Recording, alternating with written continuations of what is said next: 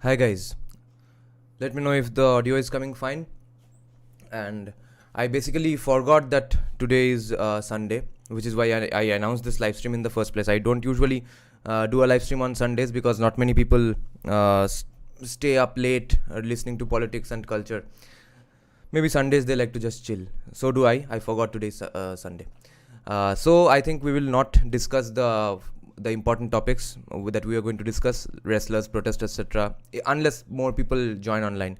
So we will mainly discuss the Brahma Purana only because fascinating parts are coming up where Shiva is very angry with Daksha and is destroying his sacrifices as well. First, they leave Himalayas after their marriage is over. The wedding ceremony is done. Talk in Hindi and English, not in any other language. Yeah. Today is not Bengali live stream. Bengali live stream will be some other day. That day, everything will be written in Bengali. Anyway, so as for the wrestling protests, as you can see, it's a pretty funny thing that they realized what to do for their motives. They know that 2024 elections are coming up, pressurize the government to do anything, and they might just buckle under pressure.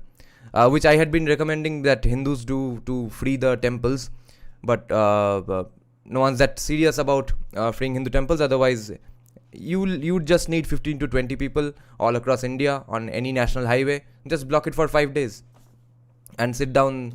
Block it for 5 days. Get the news coverage. Then you can judge whether the government is showing some seriousness or the media is showing some seriousness or not. And then you can stay there on the road and for 1 or 2 months. Then you could hopefully see all the temples freed, because only BJP is remotely expected of doing this. So they would be under a lot more pressure to do this right before 2024 elections, and it could have been easily possible and achieved if Hindus had just protested on the roads and streets right before 2024 elections, just like the wrestlers are doing. Now, the wrestlers are not getting what they want, obviously. They want someone from their caste to be in the federation, and they don't want to participate in the national championships before going to the Olympics. So, fair enough, but at least what their intentions were, it was correct from their side, from their perspective, in terms of how to protest. They got that correct, absolutely. Hindus have still not understand how to free the Hindu temples. And as for the Varna Vyavastha stuff, we will discuss that some other day, because more people need to join in that. And let's have more comments. Some interesting comments have come. Some I agree with, some I don't agree with. So we will discuss that probably Monday night. But no, all bodies trying. Okay, no one is saying that it's not that easy. Dev Kinandan do some peaceful protest for free temple, but he's been arrested. Yeah. Alone hoga to arrest hi hoga. I'm saying do it like leftists are doing. Do it like the wrestlers are doing. Okay. Or do it like the farmers had done. Do it like CA had done. They want everything. उसके घर में अगर एक दिन पानी नहीं आता है, उसके लिए प्रोटेस्ट करता है, राइट कर लेता है, because everything is that important to them. Okay, they are serious about what they want. If people are serious about freeing the Hindu temples, they should do the exact same things, because you all know by now that this is what works in India. This has always worked in 75 years, and it has worked even in terms of CA not being mentioned at all these days, farmer law being repealed. तो ये सब achieve हुआ है, ये सब mindless protest के वजह से ही. तो प्रोटेस्ट करो, हिंदू टेम्पल को फ्री करो, कौन रोक रहा है? Abhay saying, is it because of new parliament's inauguration? Many things, movie announcements, parliament inauguration. Leftists had a tough day today. Yeah. Okay, leftists had a tough day. I don't think so. Leftists got more ammunition today, actually, because they will ignore that even people from every religion were singing their chants for the inauguration. They will just focus on so many pundits in the parliament. They're going to get to call it a Hindu fascist state, and then wrestlers got beaten up on the same day. So it's a fun day for leftists. They want these things to happen. They would not have a good day if they actually cared for people. If they actually cared for wrestlers, then they would not have a good day. If they actually cared about the country or any of the cultures or religions, then they would not have a good day. They are having a good day because so many people are troubled. Their bread and butter is people being in trouble. If people are fine, then they have no purchase in that society, right? USA में इतना दिन left wing politics आ भी नहीं सकता था, because everyone was happy. अब इतना अच्छा जिंदगी बीत रहा है कि लग रहा है नहीं नहीं थोड़ा बहुत प्रॉब्लम है, कहीं ढूंढो प्रॉब्लम, हाँ अब लेफ्टिस्ट हेल्प करेगा हमको. That's the scene of USA. But as for the rest of the world or rest of the non-first world countries, leftists feed on people's problems. The reinstatement of the sacred Sengol. अरे उससे तमिलनाडु से vote भी आएगा कि नहीं? सिर्फ culture के लिए किया ठीक है, तो हम भी ग्रैंड चिल्ड्रन को कहानी सुनाएंगे, ठीक है सेंगोल लाए थे, कितना अच्छा बात है. तमिलनाडु में द्राविडियंस क्या बोल रहे हैं, उनको कुछ आया गया कि नहीं? That is the main concern. But that is actually not it's not fair to ask for concerns or them showing concerns right at this moment, because it will take time. I'm hoping that conversations will start inside Tamil Nadu with K. Annamalai leading the way. That see, they are not really evil North Indians oppressing South Indians. It's one country. Modi is showing that with this particular action, etc. So it will help in arguments. But unless the majority of Tamil Nadu stops with that Dravidian crap, it's useless. He have crores of followers, but he said that no one have right to attack police. Don't attack police. Let them arrest me. They are doing their work and will continue ours. Okay. And only I think Babita Phogat did some concerns, showed some concerns about the wrestler protest situation. She said that why are these commies in your protest? Why are these politicians in your protest? This protest is not about that. He goes in jail, he come back again. Yes. Swami Sharanam. Okay, let's start Brahma Purana now. So in the last day's Brahma Purana live stream, we had discussed them leaving. What was the chapter? Yeah. Okay. Praise of Shiva after they left after the marriage ceremony was over between between Parvati and Shiva. Now this chapter is about Uma and Shankara leaving the Himalayas. Okay. This is going to be a fun Sunday night. Brahma said, this is still Brahma describing all the entire situation. This is Brahma discussing this with other rishis, then Lomaharshana describing that Brahma said these things in the Naimisha forest. So Uma and Shankara leave the Himalayas. Brahma said, having entered his house, the god was seated on an excellent seat along with his wife. The cruel Manmatha wished to pierce the god. Manmatha is Kama, the god of love. The evil-souled one, Manmatha, was the worst of his lineage and was addicted to wicked conduct. Hiding all his limbs, he tormented everyone. He thus caused impediments in the niyama and vows of the rishis. He assumed the form of a ruddy goose and came there, along with Rati. Rati is Kama's wife. O Brahmanas, he arrived there wishing to pierce him. However, the Lord of the gods slightingly glanced at him with his third eye. The fire that originated from the eye was garlanded in thousands of flames.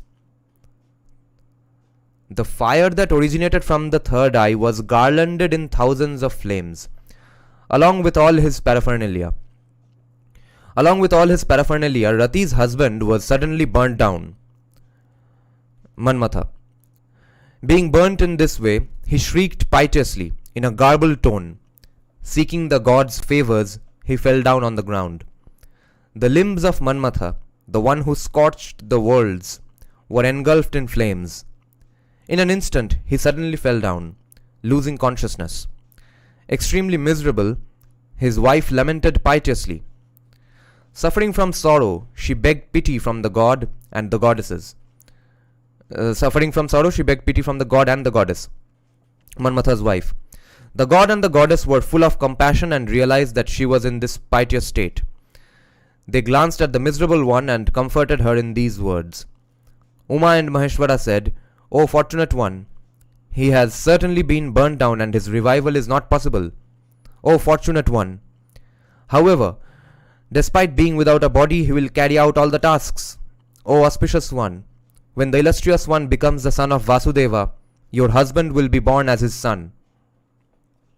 Kama's wife, the one with the auspicious face, obtained this boon. Filled with joy and freed from her distress, she went wherever she wished to.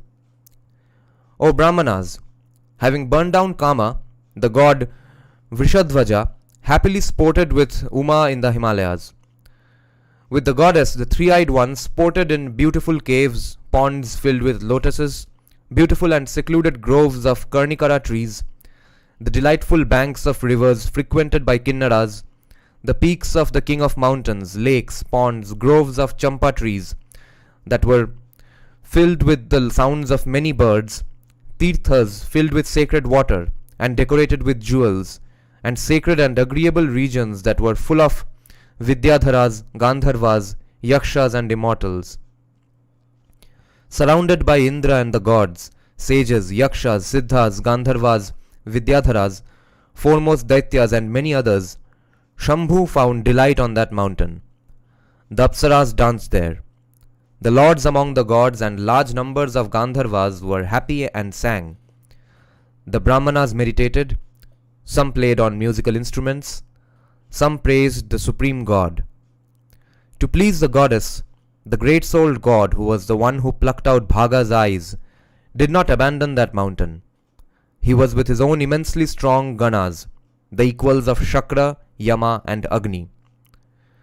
The rishis said, "The illustrious one, the one who destroyed Kama, remained there with the goddess. We wish to know what Mahadeva did." Brahma replied, "The illustrious one wished to bring the goddess pleasure on the summit of the Himalayas. With the young moon like a tilaka on his head, he amused himself and caused the goddess pleasure. The leaders of the Ganas had many different kinds of forms. They were extremely great and omniscient. They were auspicious and could assume any form at will. With them, he repeatedly devised many forms of amusement. Once, the goddess, the Parameshwari, went to meet her mother alone. The auspicious one was seated on a golden and extremely wonderful seat. She saw that the virtuous goddess had come, assuming a divine form.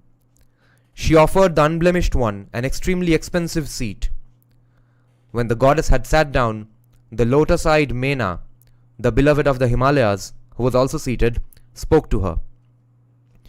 Mena said, "O daughter, O one with the auspicious eyes, you have come after a long time. Tell me this, when you sport with your husband, why do these poor people also participate in the sport? O auspicious one, O Uma, those who are poor and without refuges also sport, just as your husband does." Addressed by her mother in this way, she was not at all pleased. However, since she possessed a great sense of forgiveness, she did not say anything to her mother. Having taken leave of her mother, she went to the god and spoke to him. Parvati said, "O illustrious god, O lord of the gods, I will not reside on this mountain. O immensely radiant one, please construct a residence for me somewhere else." Mahadeva replied, "O Ishwari, I have always spoken to you about another residence. O goddess, however, the idea of living somewhere else never appealed to you. O beautiful one, why are you yourself now speaking about a residence somewhere else? O goddess, O one with the beautiful smiles, why are you looking for that? Tell me." The goddess said, "O lord of the gods, today I went to the residence of my great-souled father. O creator of the worlds, there I met my mother in private.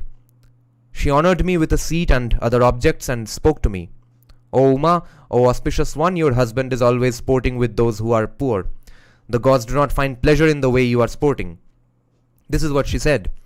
"O Mahadeva, O Brishadhvaja, this is because you sport with many kinds of ganas and my mother does not like this."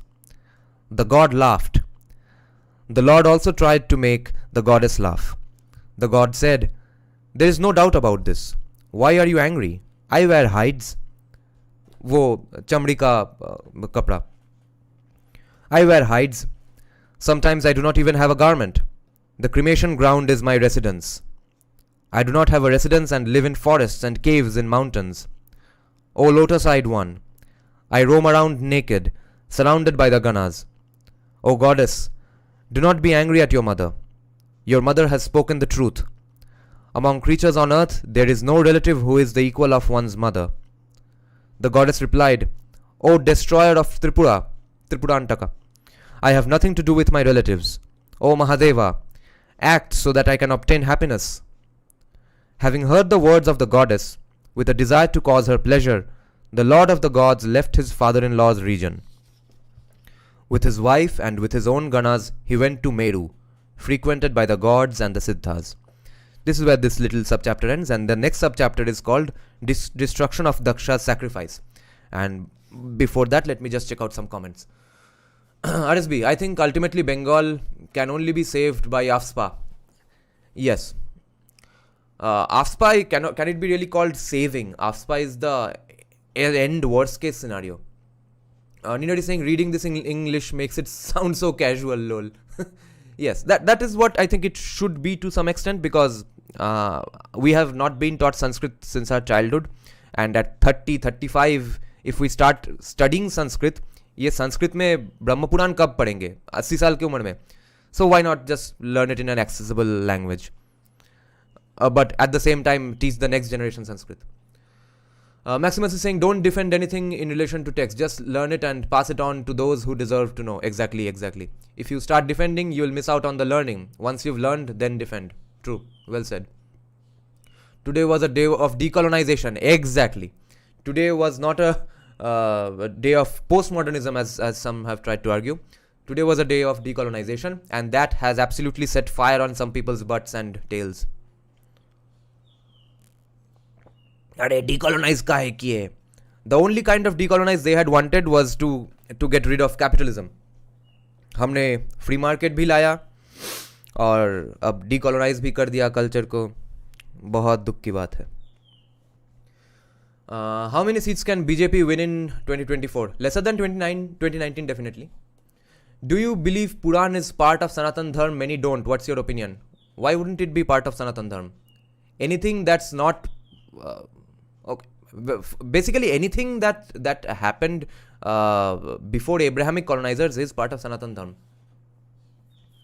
Unless we get into Astik or since even Nastik traditions are part of Sanatan Dharma, if Charvaka is also a darshan inside Sanatan Dharma, how can Purans not be Sanatan Dharma? And some often commies argue that Brahma Puran is or the Puranas are what Hinduism is. Pre-Puranic Hinduism is not even Hinduism. That's some other local tribes and cults and cultures, etc. Commies in fact argue that this is Purans are the start of this homogeneous thing called Hinduism. No one is saying that because there are something written in Puran which many people consider bad.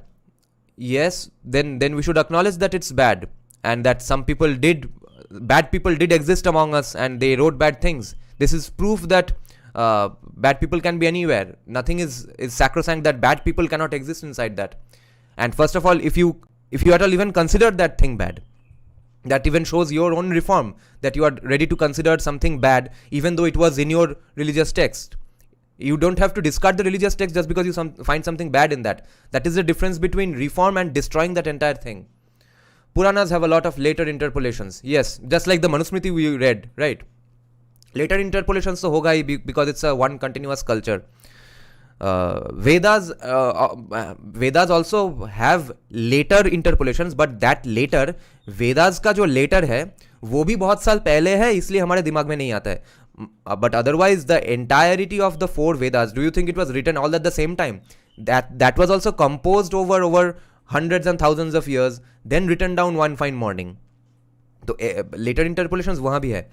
But anything that comes out of any original Sanskrit text that comes out of North India will have more later interpolations and weird distortions because of Islamic invasions, which is why Arthashastra is absolutely intact in its form, does not seem to differ with Vedas in any sense, in any aspect. Okay, because it was in South India. Because Islamic invaders did not reach there, that is where the original Arthashastra manuscript was laying, and उसको उठा के लोगों ने translate कर दिया. इसलिए I think Shama Shastri, P Shama Shastri और R Shama Shastri ने initially उसको ढूंढ निकाला and translate किया. तो तो पुरानास भी सब नॉर्थ इंडिया में ही है, तो यहाँ पे लेटर इंटरपोलेशन होगा ही.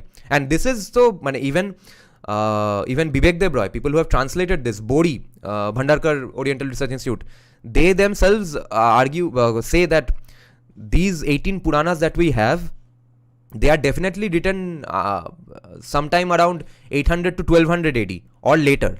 Okay, these are not the ancient original Puranas themselves. वहाँ से कुछ श्लोक, कुछ मंत्र यहाँ पे रह गया होगा. Some might have survived, but mostly it's written very hardly about 1000 or 1200 years back. This is the translators themselves saying.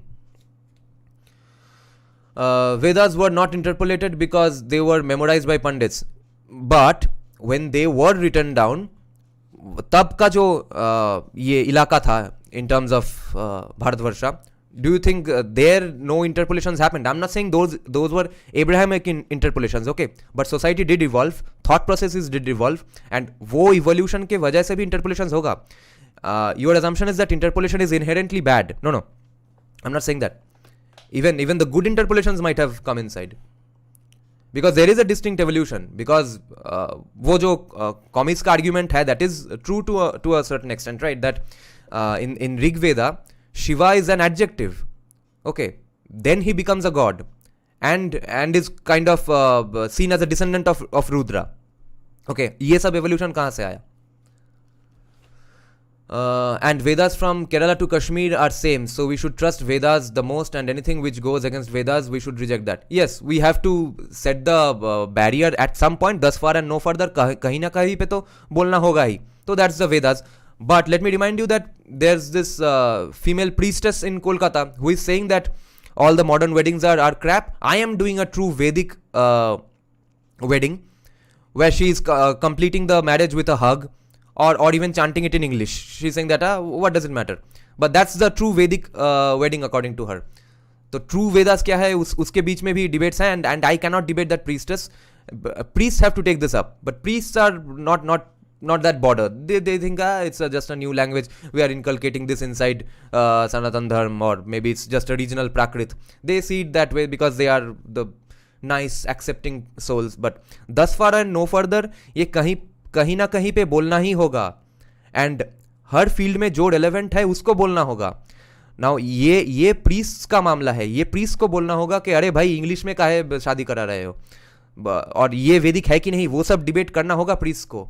ये सब यूट्यूबर्स नहीं कर सकते हैं. Yes, she is oak, but do you think you'll win a debate with her on what's written in the Vedas? She has truly read Vedas, and she has come up with her own interpretations.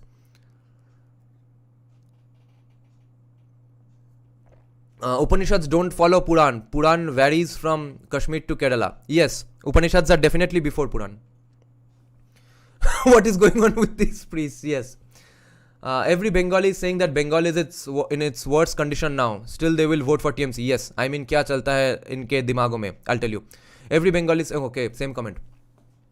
Because they have a justification for everything. Because they have not gone outside Bengal, and because if they do go outside of Bengal, then they have a disconnect in their brain.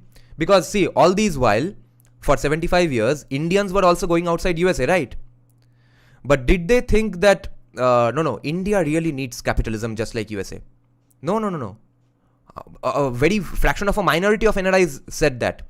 Most NRIs have been absolute commies and socialists. They have been Congress supporters. Whatever locality they came from, they have been supporters of that party only. They did not go to USA and try to apply anything good about USA on India. और India के बाहर जो नहीं गए, वो हमेशा वो American imperialism, American Iraq में ये किया, वियतनाम में वो किया. अरे वो करने का पैसा कहाँ से आ रहा है? वो करो. तुम वो पैसा कमाओ, वो पैसा कमा के फ्री में वैक्सीन दे दो. वियतनाम में वॉर मत करो. ये चूतिए लोग बोलते थे कि नहीं हम गरीब ही रहेंगे, so that we don't become evil like USA. Okay, तो बंगाल से जो एनआरआई जाता था वो कॉमी रहता था हमेशा. कांग्रेस एरिया से जो एनआरआई यूएसए जाता था वो हमेशा कांग्रेस सपोर्टर ही रह जाता था. तो these people had the disconnect because immediately when they went to USA they became racist. And why are they racist? NRIs are mostly racist towards Indians because they are saying that, what's their one line that they say about India when they go to USA? They say that India is too corrupt. USA is not corrupt. So corruption, since they think that it is inherently Indian and it cannot be inherently American, so that's a racist conclusion. वो सफ़ेद चमड़ी में है इसलिए वहाँ पे वो corruption नहीं कर रहा है, यहाँ पे ब्राउन चमड़ा है इसलिए करप्शन हो रहा है. ठीक है, तो they never connected these things with the economy or the way the government functions, small government, big government, libertarianism, etc. ये जिंदगी में कभी 75 साल में दिमाग में नहीं घुसा 99% NRIs के. तो how do you expect now Bengal to do the same thing? Okay, it's a very common problem. What India was to USA, today Bengal is to the rest of India.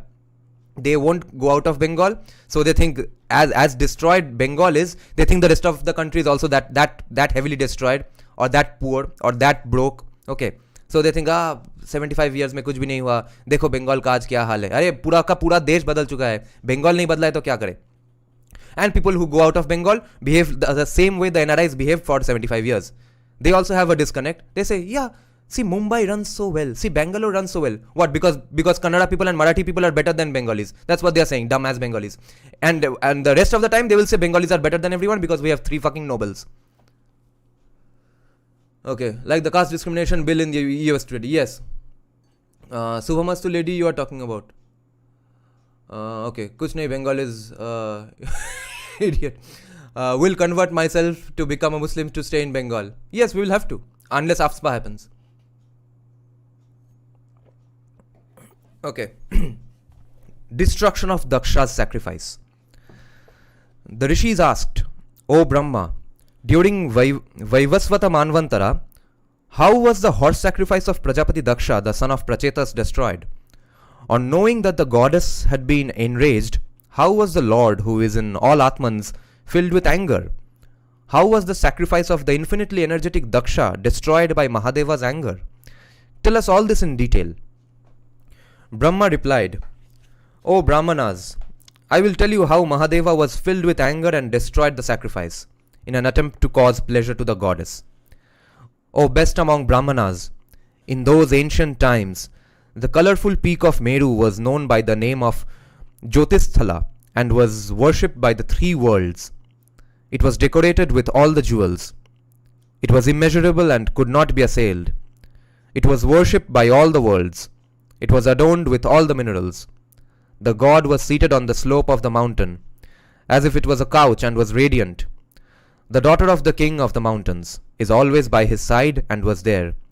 The great-souled Adityas, the immensely energetic Vasus, the 2 great-souled Ashwins, supreme physicians, King Vaishravana, the prosperous god who is the lord of the Yakshas and dwells in Kailasha, surrounded by the Guhyakas, the great-souled Ushanas, the great sage, the supreme rishis, the Sanat Kumara at the forefront, the Devarshis with Angiras at the forefront, and the Gandharvas, Vishwavasu, Narada and Parvata worshipped him. Many types and groups of Apsaras assembled there. A pleasant, auspicious and pure breeze blew, bearing many kinds of scents.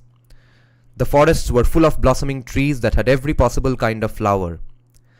The Vidyadharas, Sadhyas, Siddhas, and stores of austerities worshipped Mahadeva Pashupati there.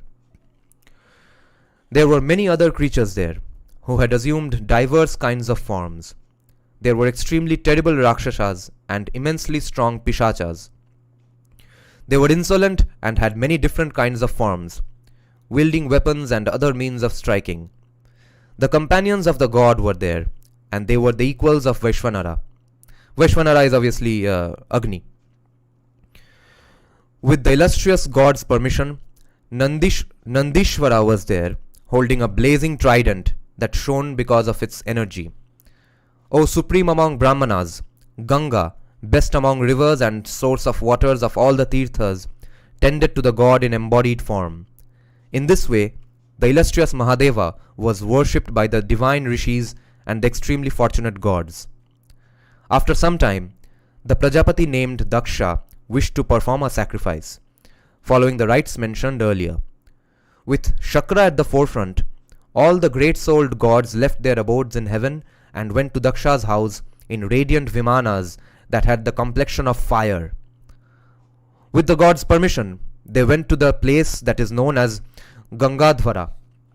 So, whose permission is he taking? Shiva's, obviously. And Gangadhara usually refers to Har Ki Pauri in Haridwara or Hardwar. It's not Haridwar, obviously, it's Hardwar. It was full of Gandharvas and Apsaras and was covered with many kinds of trees and creepers. Large numbers of rishis surrounded Daksha, supreme among those who upheld dharma. All those who resided on earth, in the sky and in heaven, joined their hands in salutation and presented themselves before Prajapati. Along with Vishnu, all the Adityas, Vasus, Rudras, Sadhyas and groups of Maruts arrived there for their shares in the sacrifice. The best of gods, the Ajyapas and Somapas, arrived there. Along with large numbers of different gods, the two Ashwins and the Maruts were also there. There were also many other categories of creatures, those born from wombs, those born from eggs, those born from sweat, and plants. Those born from sweat here means that worms and insects. All the gods and rishis were invited along with their wives. They were radiant astride their vimanas, blazing like the fire. On seeing that the sacrificial arena was bereft of Rudra, the great rishi, Dadhichi, addressed the other rishis in these words. He said, O rishis, the great leader Shankara cannot be seen in this sacrifice. Without him, this sacrifice is not radiant. By worshipping those who should not be worshipped and by not worshipping those who should be worshipped, there is no doubt that a man commits a great sin. Having said this, the Brahmana Rishi again spoke to Daksha. Dadhichi asked, O Lord, why are you not worshipping the Lord of animals? Daksha replied, I have many Rudras here. They have matted hair and wield tridents. 11 of them have come here. I do not know of any other Maheshwara. Dadhichi said, Everyone has been invited, but my Lord has not been invited. I do not see any divinity who is superior to Shankara. Therefore, Daksha's sacrifice will not take place. Daksha replied, In this sacrifice, the oblations in the golden vessels have all been purified according to the proper mantras. O Brahmanas, I will give Vishnu 2 unmatched shares in the sacrifice, but I will not give it to Shankara. O Dadhichi, following the rites, this share of the sacrifice will always be offered to Vishnu, the Lord of the universe. Thus, I will give a share of the sacrifice to that god, but I will not give it to Shankara. The daughter of the king of the mountains got to know that the gods had gone. The virtuous lady spoke to the god, her husband Pashupati. Uma asked, O illustrious one, with Shakra leading the way, where are the gods going? O one who knows about the truth, tell me the truth. I have a great doubt about this. Maheshwara replied, The excellent and immensely fortunate Prajapati is named Daksha. He is performing a horse sacrifice and the residents of heaven are going there. The goddess asked, O immensely fortunate one, why are you not going to this sacrifice? Who has prevented you from going? Maheshwara replied, O immensely fortunate one, all of this has been arranged by the gods. None of them wish to give me a share in the sacrifice. O one with the beautiful complexion, the gods do not desire to follow dharma and give me a share in the sacrifice. Instead, they follow the earlier path in shares of the sacrifice. Uma said, O illustrious one, you are superior to all the gods in power and qualities. In energy, fame and prosperity, you cannot be vanquished and cannot be assailed. O immensely fortunate one. Therefore, I am extremely sad at this extremely wrong policy of denying you your share. I am trembling. What donations, niyama and austerities can I undertake so that my illustrious and infinite husband can now obtain at least a 1/3 share in the sacrifice? The 1/3 probably means that the other 2 shares are for Brahma and Vishnu. Yeah. Though the illustrious one was delighted at this, he also thought that his wife was agitated. Therefore he said, O goddess, O slender-waisted one, why are you speaking in this way? Do you not know me? O large-eyed one, through my dhyana, I know all those who are virtuous. Because of your rage, all the gods and the 3 worlds have now been destroyed in every possible way. I am always praised as the Lord of sacrifices. The Rathantara hymn from the Samaveda is chanted for me. The Brahmanas worship me through a sacrifice. The Advaryu devises a share for me. There were 4 classes of priests. Though the classification varied over time, the Hotra is the chief priest and is accomplished in the Rig Veda. The Advaryu is the assistant priest and is accomplished in the Yajur Veda, though later the Udgatri came to be identified with the Samaveda. In addition, there was Brahmana or Purohita. Wow, this was important. I had never known this. See, this is why you should read primary sources. The Rathantara hymn from the Samaveda is chanted for me. The Brahmanas worship me through sacrifice. The Advaryu devices are shared for me. The goddess replied, O illustrious one, in an assembly of people, even an ordinary person seems to be spirited. In particular, in the presence of a woman, he is proud and praises himself.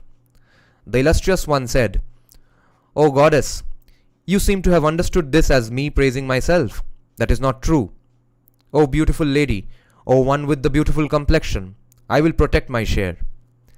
The illustrious one spoke in this way to his beloved wife Uma, whom he loved more than his own life. Having said this, using the fire of his rage, the illustrious one created a being through his mouth. Okay. Having said this, using the fire of his rage, the illustrious one created a being through his mouth. Maheshwara told him, destroy Daksha's sacrifice. With my permission, go and quickly destroy Daksha's vow. He was thus urged by Rudra and knew the reason why the goddess was angry. Therefore, assuming the garb of a lion, he playfully destroyed Daksha's sacrifice. The extremely terrible Bhadrakali Maheshwari was created from the rage, so that she could herself witness what was going to be done.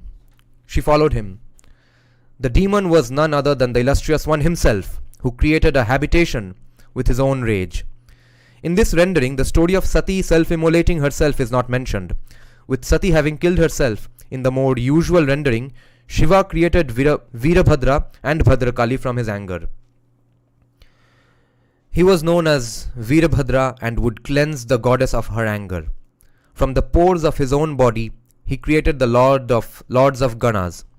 These Ganas were as terrible as Rudra in their prowess and valor, and they followed him. All of them were Rudra's followers, and all of them were terrible in their prowess. Hundreds and thousands of them swiftly descended. They filled the sky with their tumultuous sounds. O Brahmanas, the large number of Rudra's Ganas created a mighty sword, and all the residents of heaven were terrified. The mountains were shattered and earth quaked. Cruel winds blew and Varuna's abode was agitated. Varuna's abode is obviously the ocean. The fire did not shine and the sun lost its radiance. The planets, nakshatras and stars could not be seen. The rishis, the gods and the danavas were no longer radiant. Everything was covered in darkness. They were all burnt down and dishonored. Terrible winds blew, blaring the scent of pus and excrement. Some roared, others did the crushing. They swiftly rushed around with the speed of the wind and thought. They shattered the sacrificial vessels and the sacrificial arena. When they were shattered, they resembled stars that had fallen down from the firmament. There were heaps of divine rice, drinks and other food, as large as mountains. There were rivers of milk with the ghee and payasam, resembling the mire. There was honey and divine gruel resembling water. The lumps of sugar were like the sand. The beautiful flows of molasses seemed to bear along the 6 kinds of taste: caustic, acidic, sweet, salty, bitter and alkaline.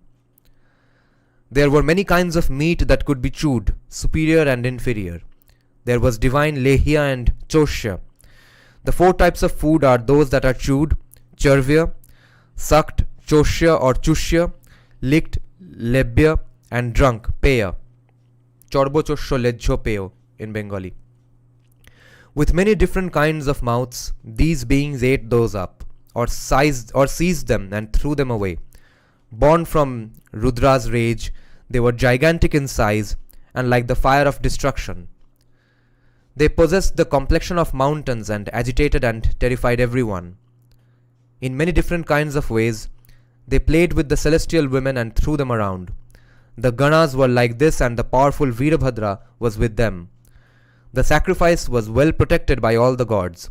but he had been goaded by Rudra's rage. Therefore, in Bhadrakali's presence, he quickly burnt it down. The others roared loudly and caused terror to all creatures. Having thus severed the head of the sacrifice, they roared in horrible voices. At this, Shakra and the other gods and Daksha Prajapati joined their hands in salutation and asked, "Who are you?" Veerbhadra replied, "I am not a god or a daitya, nor have I come here to enjoy anything, nor have I come here to see the Indra of the gods. I do not have any such curiosity. O supreme gods, I have come here to destroy Daksha's sacrifice. I am known as Veerbhadra, and I have been created from Rudra's rage. This goddess is known as Bhadrakali, and she has also emerged from that anger. She has been sent by the god of the gods and has come to witness the end of the sacrifice. O King Indra, seek refuge with the god of the gods, Uma's consort, Shiva obviously. Instead of facing the enmity of this attendant, it is better to face the god's anger." They uprooted the sacrificial posts and flung them away, here and there. Hankering after flesh, vultures were flying around and swooping down. The beating of their wings created a storm. Hundreds of jackals howled.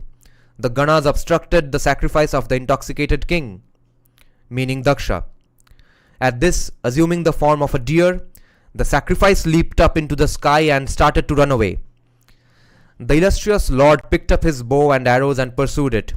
The infinitely energetic lord of the Ganas, this could mean Veerbhadra or Shiva, he was filled with anger. A terrible drop of sweat formed on his forehead. As soon as that drop of sweat fell down on the ground, it resulted in a gigantic fire that blazed like the fire of destruction. O best among Brahmanas, a man was created from this. He was exceedingly short, and his eyes were red. His mustache and beard were tawny, pingal. He was horrible. His hair stood up and his body had excessive hair. His ears were like cones. He was dark in complexion and cruel. His garments were red. The great being burnt down the sacrifices as if it was dry wood. Terrified, all the gods fled in the 10 directions. As he strode around in his valor, the earth, with its 7 dvipas, trembled in every direction. That great being started to terrorize the world of the gods. At that time, I, Brahma, worshipped Mahadeva and spoke to him. I said, "O Lord, all the gods will give you your share. O Lord of all the gods, refrain from this destruction. O Mahadeva, because of your anger, all these gods and the thousands of rishis cannot find any peace. O bull among the gods, O one who knows about dharma, the being born from your sweat will roam around in the worlds under the name of Jvara." Jvara is fever actually, and it's in Sanskrit, and in Bengali even till this day fever is called jor, which is ja and va and then ra.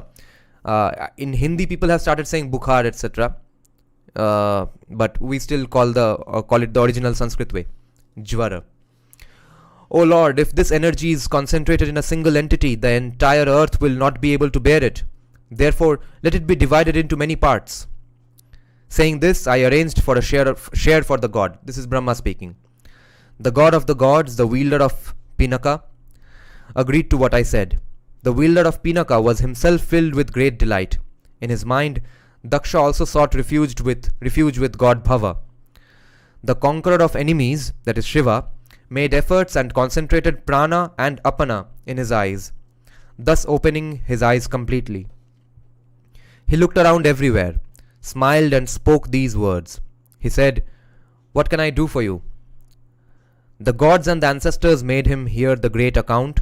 Prajapati Daksha joined his hands in salutation and spoke to the god. He was terrified and scarred.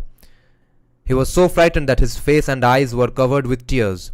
Daksha said, "O illustrious one, O God, if you are pleased with me, if you love me, if I am no longer a recipient of your rage, and if I am to be granted a boon, let it be this. The food that was to be eaten has already been eaten. The drinks have already been drunk. Some of it has been destroyed. Some has been crushed and polluted. These objects needed for the sacrifice were gathered over a long period of time after a great deal of effort. O Maheshwara, through your favors, let these efforts of mine not be futile. The illustrious Hara, the one who had plucked out Bhaga's eyes, signified his assent. Prajapati Daksha sank down on his knees on the ground and obtained this boon from Mahadeva Trayambaka, the one who controls Dharma.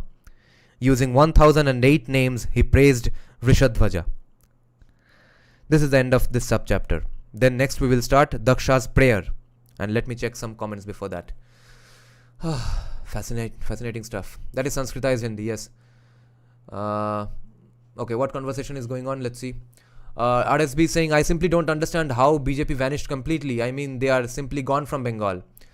That's my personal experience. When we watch the series, movies, drama, we go from God, and sometimes it makes doubts in our minds that even God exists when we see how much things are going on in this world.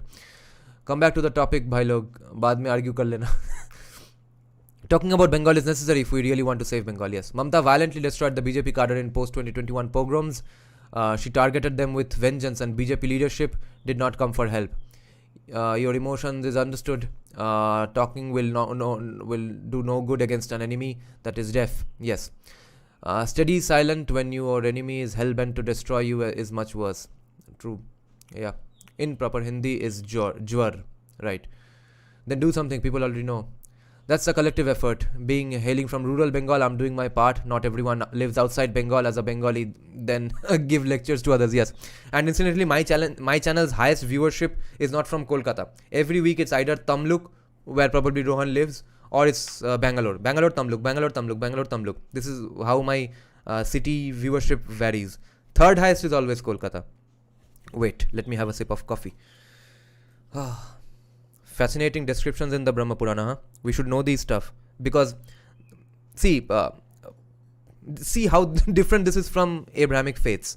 They're Abrahamic faiths, unless unless you study the thing called apologia, Christian apologetics, or Islam apologetics. That's a different field of study inside the studies of those religions. Unless you do those things, you can't really come up with any philosophications of whatever is written in the Quran or the Bible, okay? Because in what mainly they are just simply a rules of do's and don'ts, or follow that person who did these things and therefore do these things. You will also meet with great results, and if you don't do these things, you'll have a sad life or you'll be dead. That is the beginning and end of Abrahamism. But our religious texts are filled with at least, even if you are the farthest left atheist commie, you'll at least admit that, if not anything else, it's a great set of stories which we must learn, because we like good stories, and we like a great description of a fantastical tale of everything, because even today Lord of the Rings, Harry Potter is so popular. Why not learn our own stories as well? That could be the atheist commie argument. And secondly, to anyone who believes in God or cultures and traditions, for them, you see how diverse and vast Hinduism is. What is this saying? This is Shiva going around destroying and chasing around other gods. So not only do we not have one God, we in fact have countless gods having a fight amongst themselves, and one god beating up other gods, okay, chasing around and scaring other gods.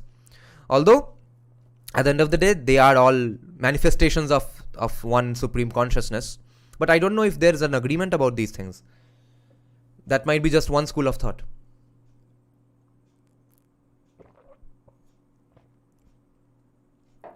No one is saying, maybe if you talk in Hindi, many other people will understand and join. Join what? Join in the street processions of Bengal. Bengal street processions, in terms of Hindutva, is already being spearheaded mainly by non-Bengalis already. And they know what is up. Listen to them only. Listen to what the Biharis and Marwaris of Bengal are saying. Okay. No, I live in Kolkata, but my home is in East Midnapur. I see. Okay. Then how is Tamluk watching so much of my content? Funny. Maybe it's because Shubhendu Adhikari's constituency. So have they really become Hindutvavadi instead of just being Trinamool supporters who became BJP supporters? Interesting. My channel has continuously highest views from Tamluk. And incidentally, the historic Tamralipta, which was the ancient port. Join what? CSK 2023.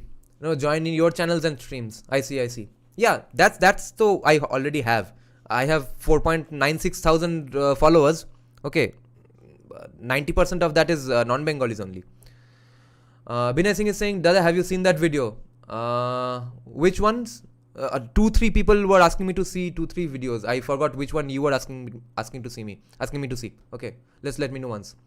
Okay, Ninad is saying, and we can choose any of the gods in the stories as our Ishta Devtas. Yes, here Lord Shiva is chasing around other people. Many people who will be reading Brahma Puran or even have some respect for Shiva or do read Brahma Puran with some reverence will in fact be the supporters or followers of the other gods who are being chased around by Shiva. This is a very beautiful and what to say. See, diversity and secularism is the only words you can use for these situations. That's what is coming up as a reflection. These are not recommendations. These are not suggestion books. These are not your 12 rules for life. These are just stories of what was going on or what later people wrote about or whatever incidents may have happened. Some actual incident must have happened. Uske upar layers of fantastical storytelling obviously happened. So why were they casually bringing up stories? Our culture is entirely based on stories, what Jordan Peterson hopes Christianity can become. Okay, he's always bringing up and finding relevance with modern stories because he's a Christian apologist. He has actually delved into the subject called apologetics in Christianity. He wishes Christianity was like this. But we already have that.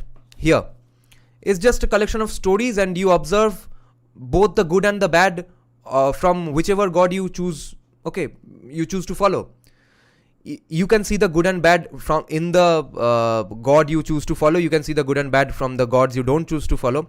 And you should even contemplate that whether it was really good, whether it was really bad, whether something, if something is considered bad today, is it considered bad today or was it considered bad forever? Was the same thing done before as well mentioned in the sacred texts? Or are we considering something bad today just because someone has said it is bad? All those kinds of contemplations need to go on. And they will happen once you read these books. These primary sources are showing that these are just the reflection of a certain society and a certain faith system. These are not recommendation books. And that's what's so brilliant about it. Recommendation books are actually pretty easy to write. Because, for example, Jordan Peterson's 12 Rules for Life, yes, they are applicable across cultures, across traditions, okay. There are very few universally good do's and don'ts for someone's personal life, okay. Then why should a religion be also a set of just do's and don'ts in your personal life? Religion should be much more than that, first of all. Religion should make you think, contemplate about society, about your society, about humanity in general, not what I should do in the morning and what I should do before sleeping, going to sleep. Even those things are there, doing the Panchamaha Yagyas, etc. But it is much more than that. That is the great part about these texts. Let's check out Daksha's prayer. I'm stammering a lot today. Nina is saying, in fact, another version of this story I had read was patronizing Kamadev quite a lot. So I'm surprised Brahma Purana in contrast chose to show him in bad light. Yeah, hilarious. This is the first time I'm hearing Kamadev being shown in a bad light. So you see, this is so fascinating and so important to conserve these things. That these views are there. Same situation is being said from different perspectives. Which we know that facts are facts, but there can be different implications and interpretations of facts. That is what we are seeing even 1200 years ago at the very least, when these particular 18 Puranas were written. So even the writers of our Puranas had creative freedom on the same story. And yeah, and that is what commies try to misuse to a large extent, that, see, it's all about reform. Just wake up in the morning and think of a new fucking reform every morning about Hinduism.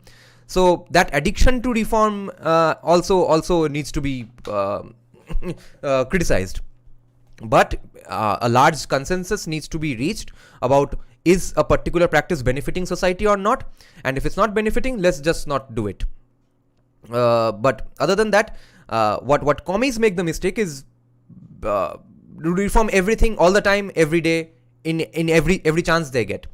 But of course, just because you have the room for reform or room for evolution according to the society, and room for one person criticizing another person, another religious figure or another god, that doesn't mean that should be your sole purpose, because then you are just misusing that beautiful flexibility that your culture has provided you with.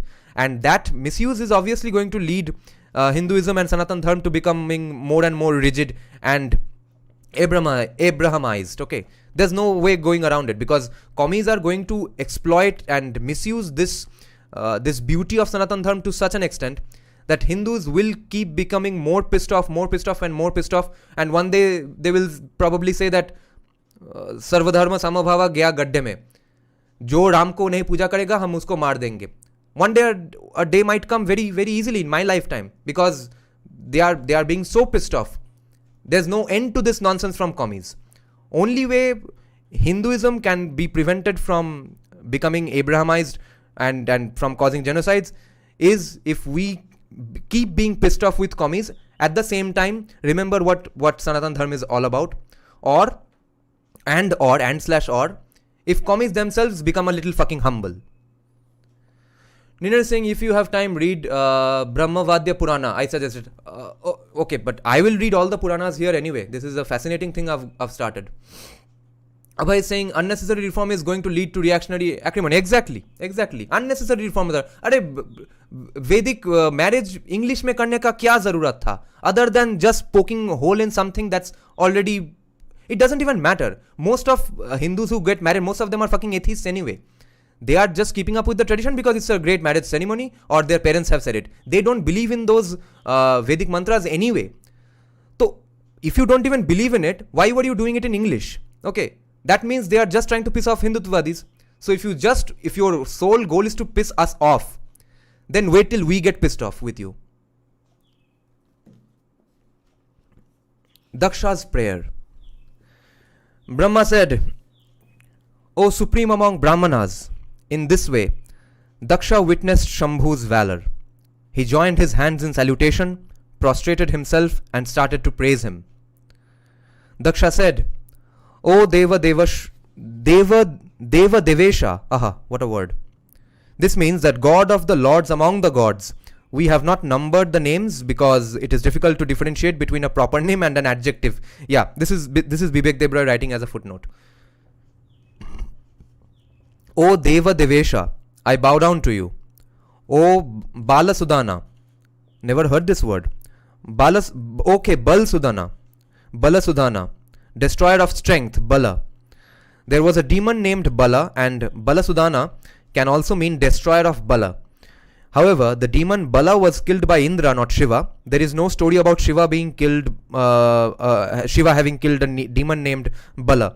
Therefore, we have translated it in this way. Balasudana, I bow down to you. You are the Indra of the gods.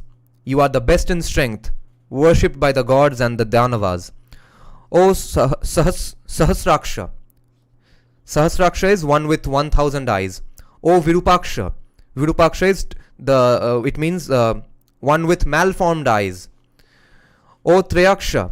Triyaksha obviously means three-eyed one. O Yakshadhipa Priya. Aha, what a word. Loved by the lord of the Yakshas, that is Kubera. Your hands and feet are everywhere. Your eyes, heads and mouths are in every direction. Your ears are everywhere. You are established, enveloping everything in the world. O Shankukarna. O Shankukarna. Shankukarna means with ears like cones. Shankukarna. Acha. Karna is ears and it has to be shaped like Shanku. O Mahakarna. Obviously ears with anyone with gigantic ears. O Kumbhakarna, with ears like pots, Kumbha. O Arnavalaya. Arnavalaya means with an abode in the ocean. Anyone who has a house in the ocean. Arnavalaya. O Gajendrakarna, ears like those of an elephant. O Gokarna. Gokarna beach in Karnataka. O Gokarna. Gokarna means with ears like those of a cow. Yes, of course. Gokarna. Nice. O Shatakarna. One with 100 ears. Okay, this is going to take a lot of time. This is a nice prayer with lots of translation that we are going to require to get into. Okay, time to learn some Sanskrit today.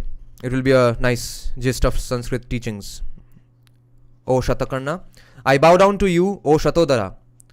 Shatodara is with one with 100 stomachs. Shatodara. O Shatavarta. With 100 locks of hair. O Shatajiva. One with 100 tongues, of course. O Sanatana. Eternal one. Those who chant the Gayatri Mantra sing about you. Those who have abstained from karma worship you. O Devadanava Gopta. This means protector of gods and Danavas. O Brahma. O Shatakratu. You are Murtiman. Murtiman meaning the embodied one. O Mahamurti. Giant in form. O Samudra. Ocean. O store of lakes. Like the cows in a pen, all the gods are in you.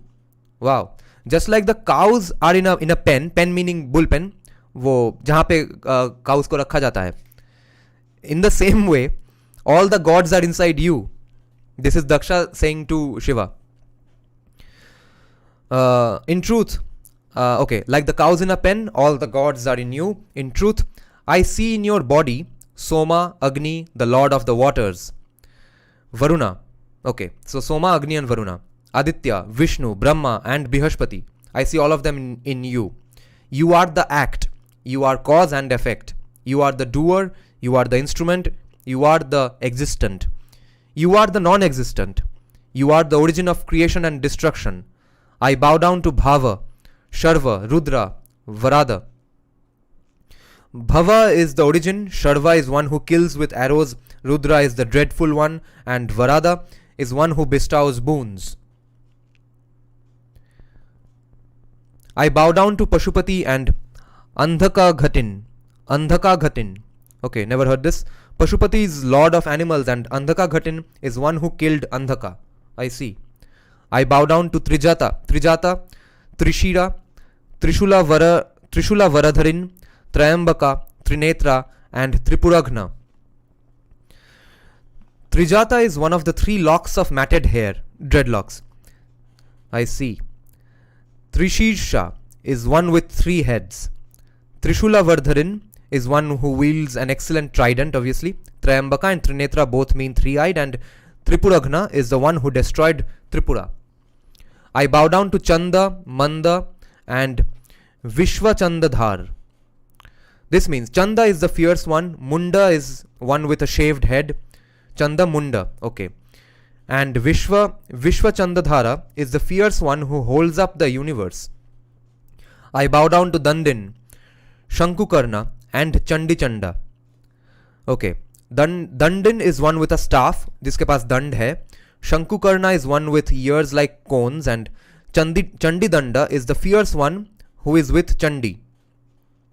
I bow down to Ardhadandikesha, Shushka and Vikrita. Ardhadandikesha is the lord of those who hold half a staff. Ardhadanda. Shushka is the dry one. Yeah, Shuksha. Okay, it's Shushka. Yeah, Shushko. Yeah. Shushko in Bengali is dry one. And Vikrita is the malformed one. Vilohita. I bow down to Vilohita, Dhumra and Nilagriva. Vilohita is one who is especially red. Dhumra is the one who is like smoke. And Nilagriva is the one with a blue throat.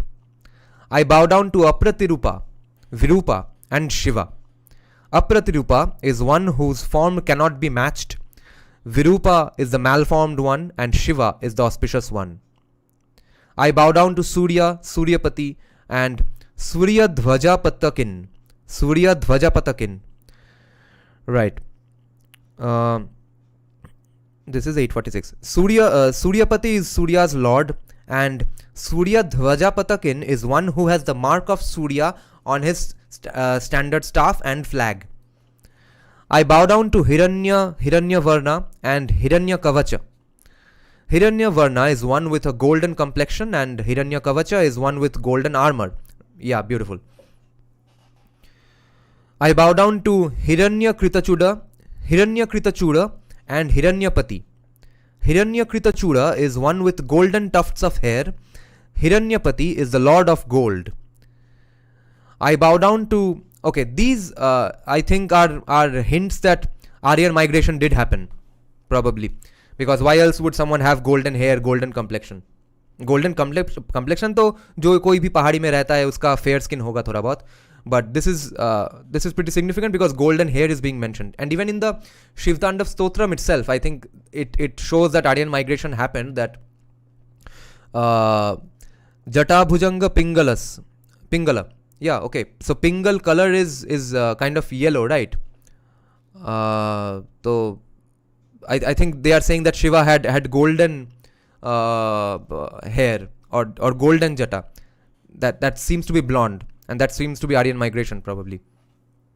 Or at least those who did migrate from Aryan lands or from outside, etc. They may have come here and then they may have imagined Shiva according to their words as well. So in fact then you will have to argue that Ravan himself was an Aryan because he was saying that Shiva had golden hair. Or maybe just people did have golden hair or something during those days, and people stopped having golden hair because of the changes in races and mixture of races and climates. Who knows? But as far as we know, there are mentions of golden hair and blonde hair. It can hint at OIT as well. That is what I have been thinking.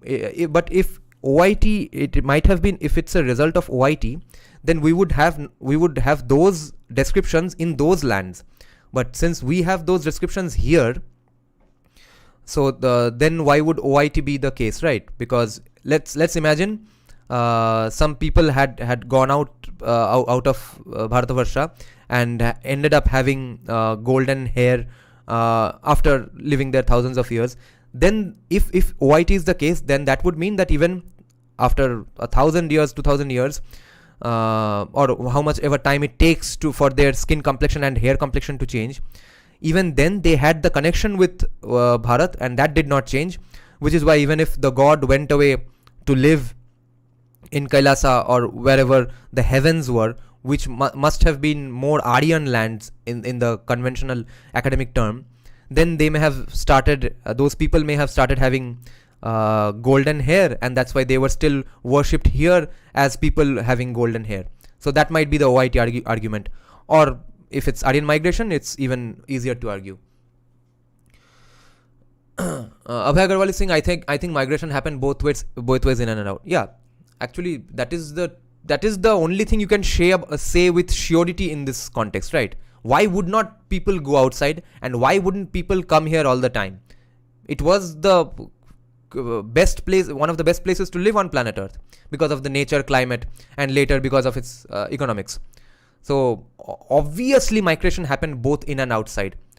I don't know how commies came up with this argument that everything, everywhere in the history of mankind, they came to India and started building shit. People come to India, build great structures. People come to India, start cooking beautiful biryani. People come to India, start composing great music. People come to India, Hinduism happens. अच्छा, सब लोग आ ही रहे थे, आके enrich कर रहे थे, तो भोसड़ी के आ किस लिए रहे थे? Okay, that is the part forgotten by commies. They were all coming here because there was something fascinating going on here in the first place to begin with. And then if Aryan out of India theory also had happened, that's also nothing to be surprised about. I think Aryan migration theory and OIT both are applicable. One thing has been sneakily accepted by academics, even though they don't mention it as much, is that Aryan invasion. Invasion never happened, but Aryan migration and OIT both obviously happened. Mohammad Saif is saying the problem is that in Rig Veda, Lord Shiva is not mentioned, but Lord Rudra is mentioned, so Shiva becomes a Dravidian god. Any explanation? Yeah, I actually agree with this because that's what the sources are saying, but I don't see what's the bad thing about it. Okay, what the commies are arguing, even that is not inherently something bad, because see, you have to observe how commies operate. When commies want to defend a genocide by our Middle Eastern brothers, they will say economics were the problem, or it didn't happen, okay, or some Hindus helped them, etc., or it was casteism that led them to destroy these things, etc. So basically, when they want to lie, they will write hundreds years of research papers just to justify Middle Eastern kings doing genocides of Hindus. But when Hindus are actually, or the Sanatan civilization or the Aryans are accumulating and accepting and basically causing the actual syncretic culture inside India according to their own history research, then they will say, use words which are not evil in any way, but they will frame the sentence in a way as if it's something bad. Like what Nina had pointed out once when we were doing the Rudra to Shiva evolution. He had said that commies will say that this is Sanskritization. हाँ, Sanskritisation हुआ तो क्या हुआ? अभी तो बोल रहे हो कि हमको उर्दू सीखना चाहिए क्योंकि मुसलमान हमारा दोस्त है, तो संस्कृत किसी को नहीं सीखना चाहिए? Because the Aryans were friends to the indigenous people, Adivasis here. So that's the extent of what they did. They came here, they had their own gods, they saw their gods and said, okay, fine, you are as great as our gods, come join us. Your god is an avatar of our god. चलो हो गया, चलो अब निपटाते हैं, मामला खत्म, चलो आगे बढ़ते हैं. That's the extent of the Aryan migration theory, or even the Rudra to Shiva theory, okay? So even the furthest left commie argument on history shows that Hinduism is absolutely fantastic, Sanatan Dharma is absolutely beautiful. So I don't see any reason for opposing that, because Shiva it's not that Shiva was not mentioned in Rig Veda. Shiva was used as an adjective, and Rudra was mentioned, and later he becomes a more significant god, so to speak. Okay. So Aryans, wait, what? Lots of comments have come. Afin is saying, oh, Afin is back after many days. Wait. Okay, so Nina is saying, I think this part becomes pseudo-scientific in a way. Maybe some people were normally yellow-haired in those times, like there are still places in Afghanistan where people are light-haired. Yeah, that is actually a good argument, but not in terms of Afghanis. Okay, Afghanis are probably light-haired, in my personal opinion, because they are the part of the Hellenistic and Indo-Greek civilization. No, that's why they may have had yellow hair. But other than that, same types of looking people did not live in the same place for thousands of years, right? So it must have been the case that yellow-haired people lived in India for a time being, but yellow hair, golden hair, or fair skin is all created by the climate and diet of that place, right? More so climate. So it's not like if Conor McGregor and his family lived here for thousands of years, they would still be white. No, they are white because they live in Ireland, and I believe in the Yamnaya story a lot, that Yamnaya tribe was in fact from India, and they went there and settled, and therefore today Conor McGregor has blonde features, but he has actually Bharatiya blood. Or blood of Hindu civilization in his veins, I think. Okay. Next, Binay Singh is saying, Muhammad Saif, why are you changing your name? If you will find any god in Vedas, it's not name, it's mean anything, I say. Why are you assuming Agamas are newer than the Vedas? Just because it was written later on. Yeah, in tradition, they are so old, if not older. I mean, the Shaiva Agamas and the Devi Nigamas are older still. That's actually a good argument, because just because something was written after Vedas does not mean it actually came after, it was composed after Vedas, okay? Even the 4 Vedas, they are not written one after the other. They were at the same time, they were composing and writing those things at the same time. Okay, no one said he's not comfortable with my name, so I edited it to my real name. What was your previous name? Muhammad, Vedas don't mention any gods. Okay, Aryans gave us Sanskrit, Greeks gave us mathematics and philosophy, Mughals gave us architecture and biryani, British gave us English and railways, and USA will give human rights. Yes, everyone wants to just help us poor folk out. We were the perpetual victims of the world, we needed everything, and somehow everyone in the world mysteriously came here just to help out. Binay Singh is saying, please read my comment. Mohammed Saif, why are you changing your name? Which comment? Please read my comment. Binay Singh's comment. Dada, please read my comment. Where's your comment? Okay, Dada, if you are seeing these stories from material, but you right. You have to see these from spiritual and transcendental perspective. Then the image of Shiva shown in bad light makes sense. Yeah. I'm not judgmental about these scriptures. I don't want Hindu Dharma to be Abrahamized. That will be the death of Hinduism. Yes. I'm just asking, is it allowed to abuse in Sanatan Dharma? I don't think there's any specification. I'm just not an Arya if I abuse, obviously. I'm not a Brahmin, no matter how much I study Vedas. If I use abusive words, I'm not a Brahmin. Okay. Ninar, if you have time, read. Okay. Ye to ho gaya. Lots of comments. Ninar is saying, commies say XYZ gods are Dravidian gods, but forget the oppression of these Dravidian gods when Islamic invaders broke Shiva temples in Kashi. Okay. Brother, try the book, The Chronology of India from Manu to Mahabharata by Vedvir Arya. It talks about the history of Vedas. How right is Vedvir Arya? That I have some questions about. I mean, how do I know that he is actually right about this? Because there's so much debate, even among the Hindutva side, people who believe in these kinds of politics, even there everyone is agreeing and disagreeing with everyone, okay? So it's tough to just think that only Vedvir Arya is right about these things. To preach secularism to this Hindu society is like bringing lamp to the sun. Sitaram Goel. As an ex-Muslim, I can't agree more. Most scholars like Shrikant Talageri, Conrad L, Sanjeev Sanyal, Bibek Debroy, J. Deepak accepted that it is a synchronized culture of Vedic and local regions. Did they all? Okay, that's fine, because I actually believe in this, and I was thinking that am I being too stupid for thinking this way? And for your information, Dravida itself is a classification of Brahmins. I see. Okay, let's continue with the prayers of Daksha. I bow down to Trijata. Yeah, ye to ho gaya. Okay, let's see what are the further more names. I bow down to Shatrughata, Chanda, Paramasamghashaya, Stuta, Stuti, Stuyamana. Wow, many names. Let's see. This means Shatrughata is one who slays enemies. Chanda is repetition. Parna Samghasaya, I don't know how to pronounce it, is one who lies down on a bed of leaves. Stuta is one who is eulogized through a hymn. Stuti is the eulogy or hymn, and Stuyamana is one who is eulogized through a hymn. This is why Sanskrit needs to be taught. एक ही word का थोड़ा बहुत pronunciation के variation में इतना differences हो जाता है. I bow down to Sarva, Sarvabhaksha, Sarvabhutan Taratman. Wow.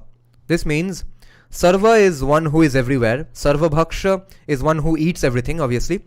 Sarvabhuta Tantaratman is one who is in the Atman of all beings. Sarvabhuta Tantaratman. I bow down to the one who is Homa, the one who is Mantra, to Shukla Dhvaja Patakin.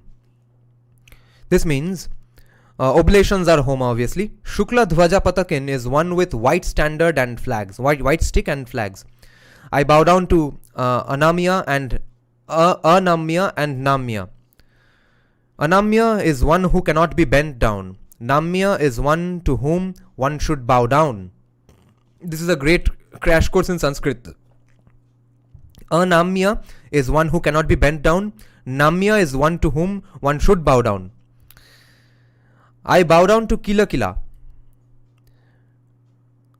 Okay. One who makes a tumultuous sound. Kila Kila. I bow down to Shayamana, Shaita, Utthita. Shayamana is one who is in the process of lying down. Shaita is one who has already lain down. And Utthita is one who has woken up. I bow down to Sthita, Dhavamana, Bhuta, Kutila. Sthita is one who is standing. Dhavamana is one who is running. Bhuta is one who has become. And Kutila is one who is crooked. Kutil Brahmin. Kautilya. And Kautilya is the adjective for someone who is kutil. Okay, it's his nature. The adjective is actually kutil. His actions, his behavior is his Kautilya. Chanakya and Kautilya both are in actually adjectives of his description of his character. His actual name is Vishnugupt. His Chanakya, that is his Chanakya-ness or Kutilness is Kautilya. I bow down to Nartana Shila and Mukha Vadita Karin. Okay, what are these? Nartana Shila is one who dances, and Mukha Vaditra Karin is one who uses his mouth like a musical instrument. I bow down to Vadhapaha Lubdha and Gita Vaditra Karin. Vadapaha is the destroyer of impediments. Lubdha is the greedy one, and Gita Vaditra Karin is one who sings and plays on musical instruments. Yeah, I see. Gita.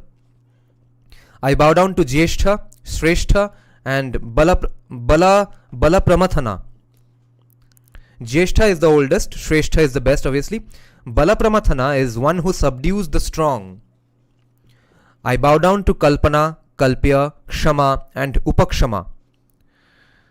Kalpana is conception, Kalpya is the one who is conceived, Kshama is the accomplished one, and Upakshama is the one who is approaching accomplishment. I always bow down to Ugra, the fierce one. I bow down to Dashabahu, the one with 10 arms.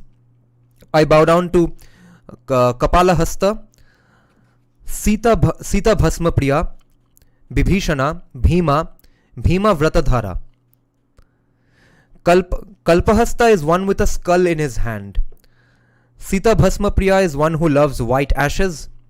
Vibhishana is one who terrifies. Bhima is the terrible one. And Bhima Vratadhara is one who observes terrible vows. Okay. Sita Bhasma Priya, this does not have anything to do with Ma Sita, obviously, because Sita in itself means the soil, right? Or the cut in the soil. Something to that sense. I bow down to Nana Vikrita Vaktra. Nana Vikrita Vaktra. I bow down to Nana Vikrita Vaktra, Khadga Jiva, and Ugra Damstrin. Never heard these words. Nana Vikrita Vaktra is one with many malformed faces. Khadga Jiva is one with a tongue like a sword. Khadga ke tara jiva. Ugra Damstrina is one with fierce teeth. Okay, Danta, Damstrina. What many descriptions. I bow down to Pakshama Salavadya and Tumbi Vina Priya. These are musical instruments, obviously. Pakshama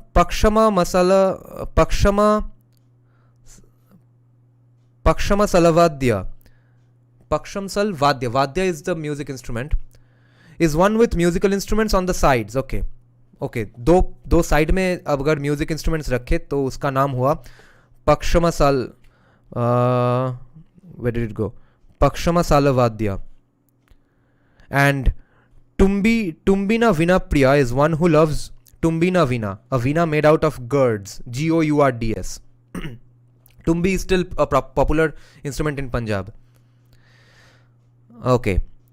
I bow down to Aghora Rupa and Ghora Tara. Aghora Rupa is one who has the terrible form of Aghora, and Ghora Tara is one who is more terrible than the most terrible. I bow down to Shiva. I bow down to Shanta and Shantatara. Shanta is the tranquil one, and Shantatara is one who is even more tranquil. I bow down to Buddha, Shuddha, Sambhibhaga Priya. Buddha is the enlightened one, Shuddha is the pure one, and Sambhibhaga Priya is the one who loves classification. Arey, kitna ajeeb description hai. So many kinds of personalities is evident from all these names, right? Sambhibhaga Priya. किसी को सिर्फ classification पसंद है. I bow down to Prapancha, Ugra and Samkhyapara. Prapancha is the visible universe and Samkhyapara is the one who loves Samkhya. I bow down to Chandaika Ghanta. Okay, I bow down to Prapancha, Ugra and Samkhyapara. I bow down to Chandaika Ghanta, Ghantanada and Ghantin. Chandaika Ghanta is one with a terrible bell.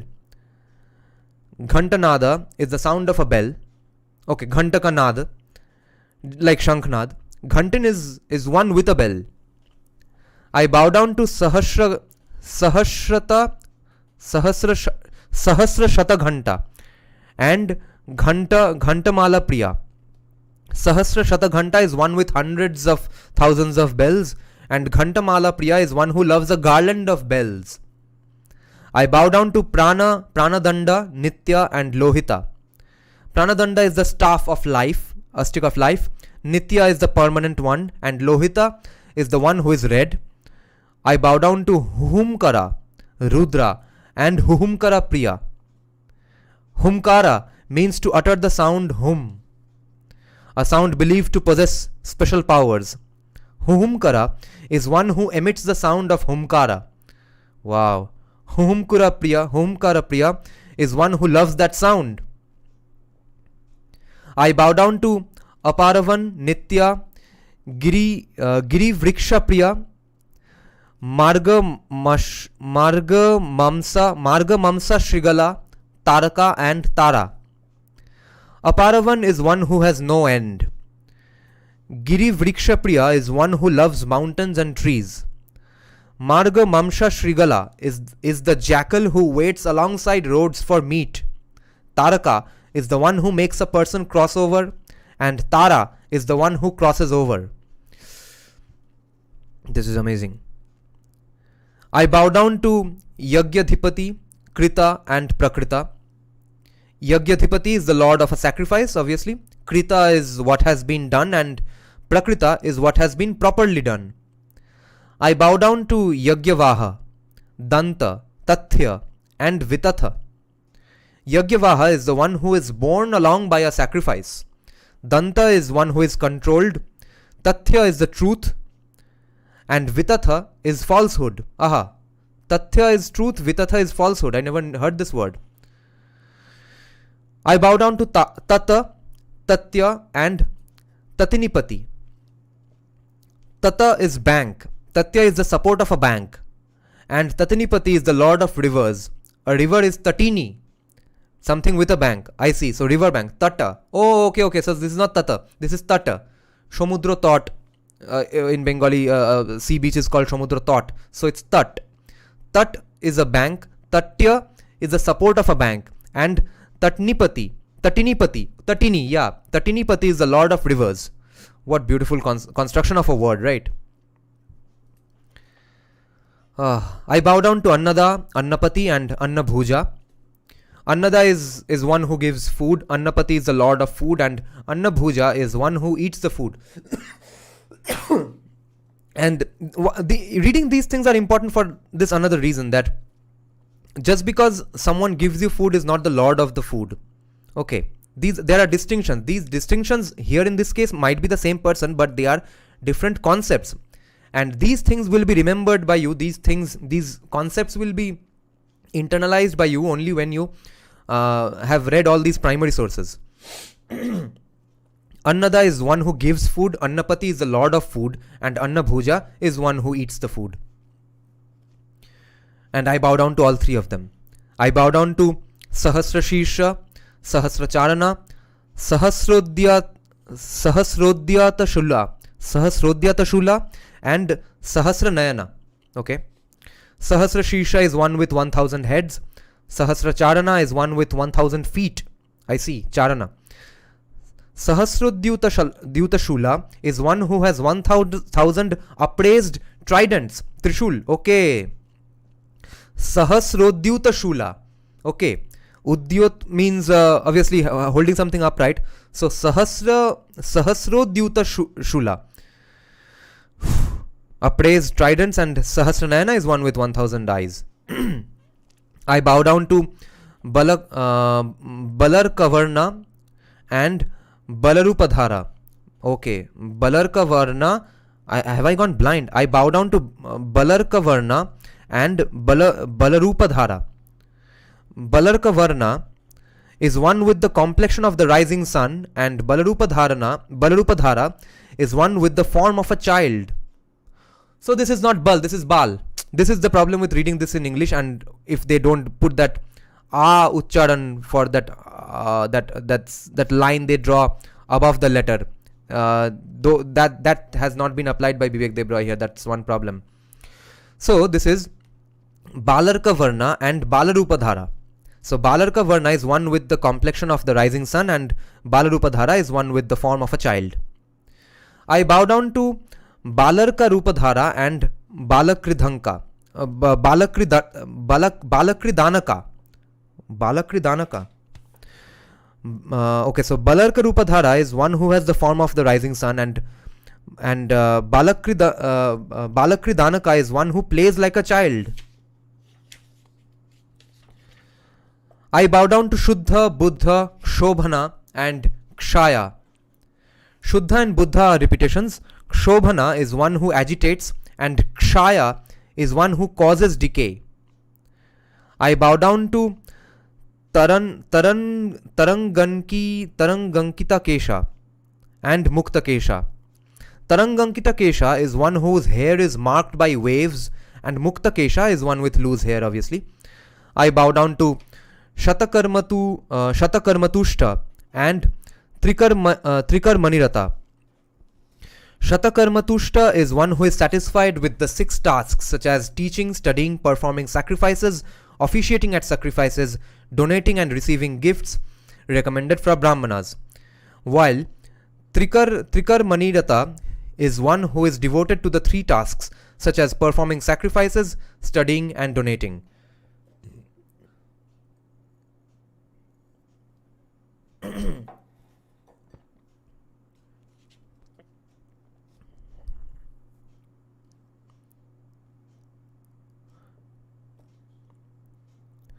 I bow down to Varna Shrama Vidhi Vat Prithak Dharma Pravartaka.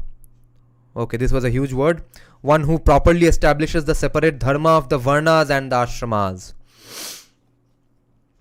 I bow down to Sreshtha, Jyeshtha and Kalakala or Kalakala. Sreshtha and Jyeshtha repetitions. Kalakala is one who makes a sweet sound. Okay, Kalakala. I bow down to Shweta Pingala Netra and Krishna Rakteshana. Okay, Krishna Rakteshana and Shweta Pingala Netra. Okay, Shweta Pingala Netra is one with white and tawny eyes. Krishna Rakteshana is one with black and red eyes. Okay, so both kinds of eyes he has. I bow down to Dharma, Kamartha, Moksha, Kratha, Krathana, Samkhya, Samkhya Mukhya and Yogadhipati. Dharma Karma, Dharmartha Kama Moksha is Dharma Artha Kama Moksha. Kratha is one who endures. Krathana is injury. Samkhya is Samkhya basically. Samkhya Mukhya is the best of Samkhya, and Yogadhipati is the lord of yoga. I bow down to Rathya and Chatushpathapatha. Rathya is a charioteer on the road. Chatushpathapatha is a crossroad with 4 roads on the path. I bow down to Krishna Jinottariya, Vyalayagopavita, Ishana, Rudra Samaghata and Harikesha. Krishna Jinottariya is one whose upper garment is made out of black antelope skin, deer skin. Vyalayagopavita is one whose sacred thread is a serpent. Ishana is the ruler. Rudra Samaghata is a collection of Rudras. Harikesha is one with tawny hair. Tawny meaning yellowish.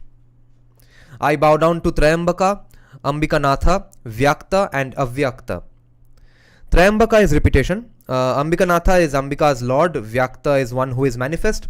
Avyakta is one who is not manifest. I bow down to Kala, Kamada, Kamagna, Dushto Vritta Nivarana. Okay, obviously, we know what this means. Dushtod Vritta Nivarana. Sarva Garhita, Sarvagna and Sadyojata. Kala is time or destiny. Kamada is one who satisfies desires. Kamagna is the destroyer of Kama. Dushtod Vritti Nivarana. Dushtod Vritta Nivarana is one who counters the evil conduct of the wicked. दुष्टों का जो निवृत्ता है या उनका जो वृत्ति है जो कि खराब है, दुष्ट है, इसलिए उसको निवारण करना. Counters the evil conduct of the wicked. Sarvagarhita is one who is condemned by everyone. Sarvagna is one who destroys everyone. And Sadyojata is one who has just been born. We use these words in Bengali even today, luckily. Shuddhojatu Shishu. I bow down to Unmadana. I bow down to Unmadana. Shatavarta Gangatajo Shatavarta Gangato Yardra Murdhaja. This is okay, words are getting heavier now. Unmadana is one who causes madness. Shatavarta Gangato Yardra Murdhaja is one whose hair is wet from the hundreds of eddies in the water of the Ganga. Chandra Dhasam Yuga Varta is one who has eddies in the hair from being united with the half moon, and Megha Varta is one with eddies like clouds in the hair. So I bow down to Unmadana. I bow down to Shata Varta Gangato Yardha Murdhaja. I bow down to Chandra Dhasam Yuga Varta and Megha Varta. You are the one who sustains many kinds of artha and donations. You are also Arthada, one who grants artha. You are Annasrashta, who does Srishti of Annas, obviously. You are Bhokta, Yagya Bhuk, Anala means fire, I guess. Jarayuja, Andaja, Svedaja and Udbhija. Okay. Annasrashta is the creator of food. Bhokta is one who enjoys or eats. Yagya Bhuk is one who enjoys the share of a sacrifice. Anal is a fire. Jarayuja is a being from a womb. Andaja is a being from an egg. Okay, so humans are obviously Jarayuja. Andaja is also a hen, maybe is a born from an egg, but these are not literal, these are allegories, obviously. So because it intends to say that you are Jarayuja, you are Andaja, you are Svedaja. Svedaja is a being born from sweat, and Udbhija is entities like plants and herbs. You are everything. You are all those things. And they are specifically mentioned that you are that as well, you are that as well, you are that as well. O Deva Devesha, you are the four kinds of creatures. You are the creator of mobile and immobile objects. You are the one who withdraws. This means that you are the one who withdraws at the time of destruction. Okay. You are the one who withdraws. You are Brahma. O Vishvesha. Okay. Vishvesha means the Lord of the universe. Vishwakaishwar. You are spoken of as the Brahma who was in the water. You are the supreme womb of everything. You are Svadha. You are the store of the stellar bodies. Those who know about the Brahman speak of you as the Rig, Sama and Omkara. Omkara is the sound of Om. Rig should be written as Rik. We have written it as Rig to avoid confusion. Yeah, it's actually Rik Ved. When the best among the gods, those who know about the Brahman, chant from the Samaveda and offer oblations, they speak of you as Hari Hari and Hara Hara. You are full of hymns from the Rigved, Samaved, Yajurved and Atharvaved. Those who know about the Brahman, the Kalpa Sutras and the collection of Upanishads serve you. So therefore Brahma Purana is after all this. At least this particular section of Brahma Purans is definitely written after Vedas, Upanishads and the Brahmans, Satpat Brahmans, everything. You are the Brahmana, Kshatriya, Vaishya and Shudra Varnas and the ashramas. You are the collection of ashramas. You are the sound of lightning. You are the year, seasons, months, fortnights, Kala, Kashtha, Nimesha, Nakshatras and Yugas. Kala, Kashtha and Nimesha are measurements of time. You are the humps of bullocks. You are the peaks of mountains. You are the lion, the lord of animals. And Takshaka Ananta among the serpents. Ananta Takshaka, one who goes on. Among oceans, you are the ocean of milk. Among mantras, you are the mantras of the Yajurveda. Among weapons, you are the Vajra. Among vows, you are the vow of truthfulness. You are wishes, you are hatred, you are attachment, you are delusion, you are serenity, you are forgiveness, conduct, fortitude. You are greed, you are desire, you are anger, you are victory, and you are defeat. You are the one who has a mace, a gada, an arrow, a bow, a khatvanga, a standard, a stick, and a chariot. You cut, pierce, strike, and lead. We think that you are the one who thinks. You possess the 10 auspicious signs. The list varies but is usually fortitude. Okay, this is a footnote being given, okay? This list varies but is usually fortitude, forgiveness, self-control, not appropriating the property of others, purity, control of the senses, intelligence, learning, truthfulness, and lack of anger. These are the qualities of Shiva. You are Dharma, Artha, and Kama. You are Indra, the oceans, the rivers and puddles, the lakes, the creepers, the winding plants, grass, the herbs, domestic animals, wild animals, and birds. You are Dharma, Artha, Kama, but you are not Moksha. That is also important to remember. You are the source of objects, tasks, and qualities. You are the one who provides flowers and fruits at the right time. You are the beginning. You are the middle. You are the end. You are Gayatri and Omkara. You are green, red, black, blue, yellow, red, tawny, light brown, dark brown, pigeon colored, and dark. You are known as the one with the golden seed. You are known to have a golden complexion. You are known as gold. Suvarna. You are the one who loves gold. You are Indu, Yama, Varuna, Dhanada, and Anala. Indu is Chandra, Dhanada is Kubera, and Anala is Agni. You are Utpulla Chitra Bhanu, Swar Bhanu, and Bhanu. Bhanu is Surya. Utpulla Chitra Bhanu is the complete disk of the sun. Swar Bhanu is Rahu. And Bhanu used to be a nickname for Rabindranath Tagore as well. You are the sacrifice, the person performing the sacrifice. You are the sacrifice and you are the person performing the sacrifice. You are the objects used in the sacrifice and you are the oblations. You are the Lord, you are the Brahman.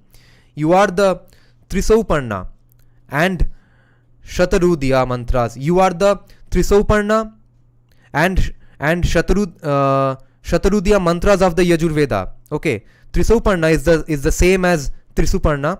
The Yajurveda has 3 mantras that are recited together and these are known as Trishuparna. I see. The Shatarudya is a mantra to Rudra from the Yajurveda. And here in Brahma Purana it's being said, Daksha is saying that you Shiva are the mantra that is meant for Rudra.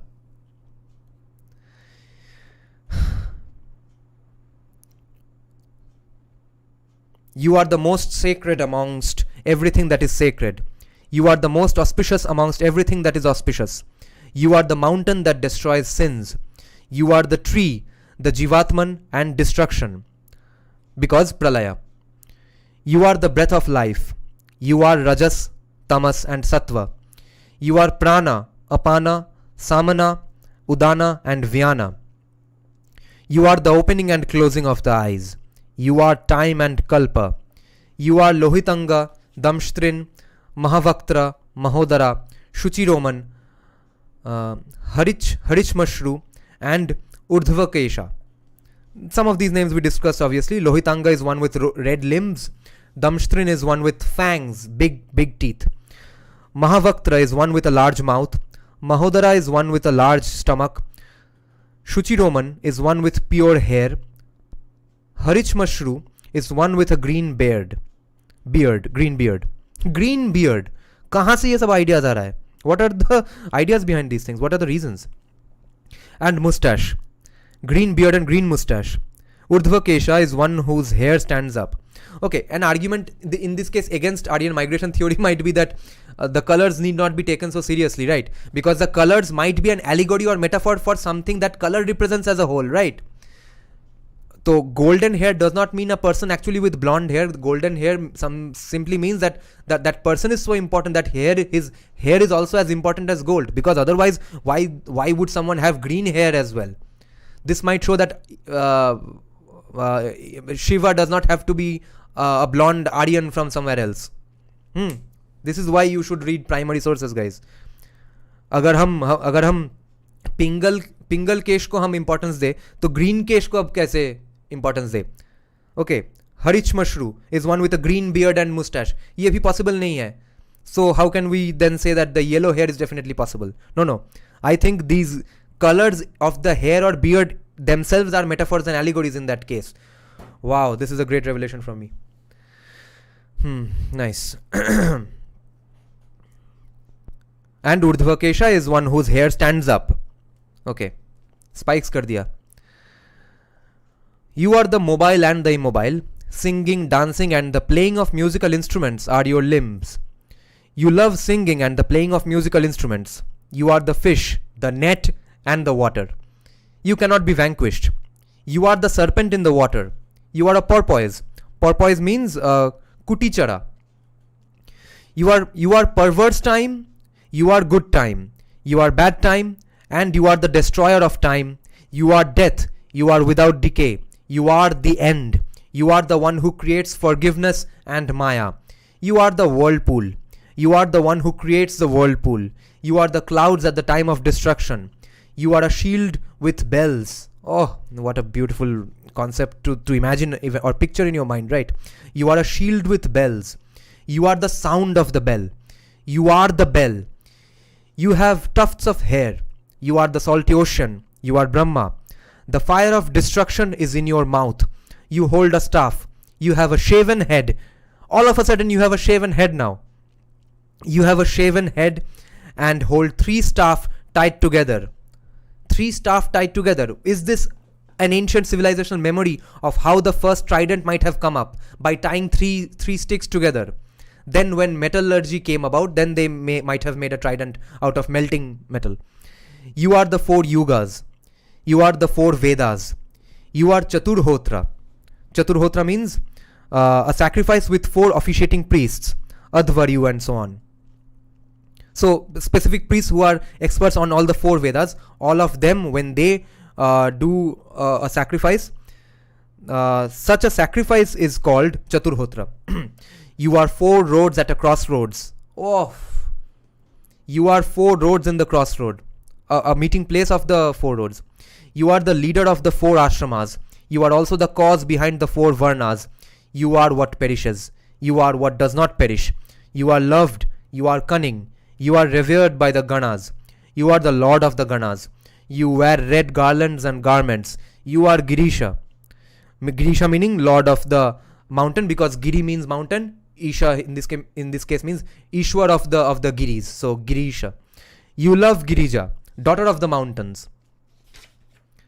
Anything Ja means daughter of that person, right? Induja. You are the lord of artisans. You are the best among artisans. You are the one who has created all kinds of artisanship. You are the fierce destroyer of Bhaga's eyes and the destroyer of Pusha's teeth. You are Swaha. You are Swadha. You are Vashatkara and Namaskara. The act of bowing down. I bow down to you. You are mysterious in your ways. You are mysterious. You are served by those vows. You are served by those whose vows are mysterious. You are the act of crossing over. You are the one who ensures the crossing over. You are the one who has spies in every place. You are the one who creates, ordains, brings together and establishes. You hold up the mountain. You are austerities. You are the Brahman. You are truth. You are Brahmacharya and uprightness. You are the Atman in beings. You are the one who manifested as the creator of beings. You are the one. You are the origin behind the past, the present, and the future. You are the one who surrounds Bhuloka, Bhuvarloka, and Swarloka. Bhur Bhuva Swaha. You are Maheshwara. You are Rekshana. Rekshana. Rekshana means with a fiery vision. Rekshana. Okay. But just for context, guys, the commie argument is that Shiva is the Dravidian god who was appropriated, Sanskritized with Rudra. तो ये देखो, इतना खराब Aryans आ गए थे, Hindu Brahmins इतना खराब लोग थे कि ये सब बोल रहा है एक outsider non Arya Dravidian God को लेकर. ठीक है, कॉम्प्लीमेंट्स खत्म ही नहीं हो रहा है. You are Rekshana. You love the one with two eyes. You possess self-control. You destroy those who lack self-control. You are Brahmavarta, Suravarta, and Kamavarta. Respectively, these places are Brahma's region. Okay, so let's read them in order once more.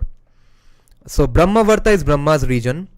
Suravarta is region of the gods, and Kamavarta is the region of desire. So Kamavarta. And Aryavarta is where the Aryas live. I bow down to you. You are the one who destroyed Kama's lineage. अरे कामा के पीछे पड़ गया है पूरा तब से, कामदेव को भगा दिया पूरा यहाँ से. You are the one who destroyed Kama's lineage, Kama's image. Okay, lineage नहीं, image. You are the one who loves a garland of Karnikara flowers. You are the leader of cattle. You are the one who spreads the rays. You are the one who has an excellent bull as a mount. You are the protector of the three worlds. You are Govinda. You are Gopta. Gopta means the protector. You are Gogarga. Gogarga means Bibek Debroy ने हाथ उठा दिया. Bibek Debroy बोल रहा है कि the meaning of Gogarga is unclear. Oh my god. Gogarga. What does Garga mean? Garga का meaning जो होगा, that you have to associate that with cows obviously. Go तो है. You face the complete moon. Your face is excellent. Your face is terrible. You do not have a face. You have 4 faces. You have many faces. You always face others in battles. You are Hiranyagarbha. You are Shakuni, the bird. You are Dhanada. You are the lord of food. You are gigantic. You destroy adharma. You are extremely accomplished. You hold a staff. You love to fight. You stand steady. You are immobile. Means Sthanu.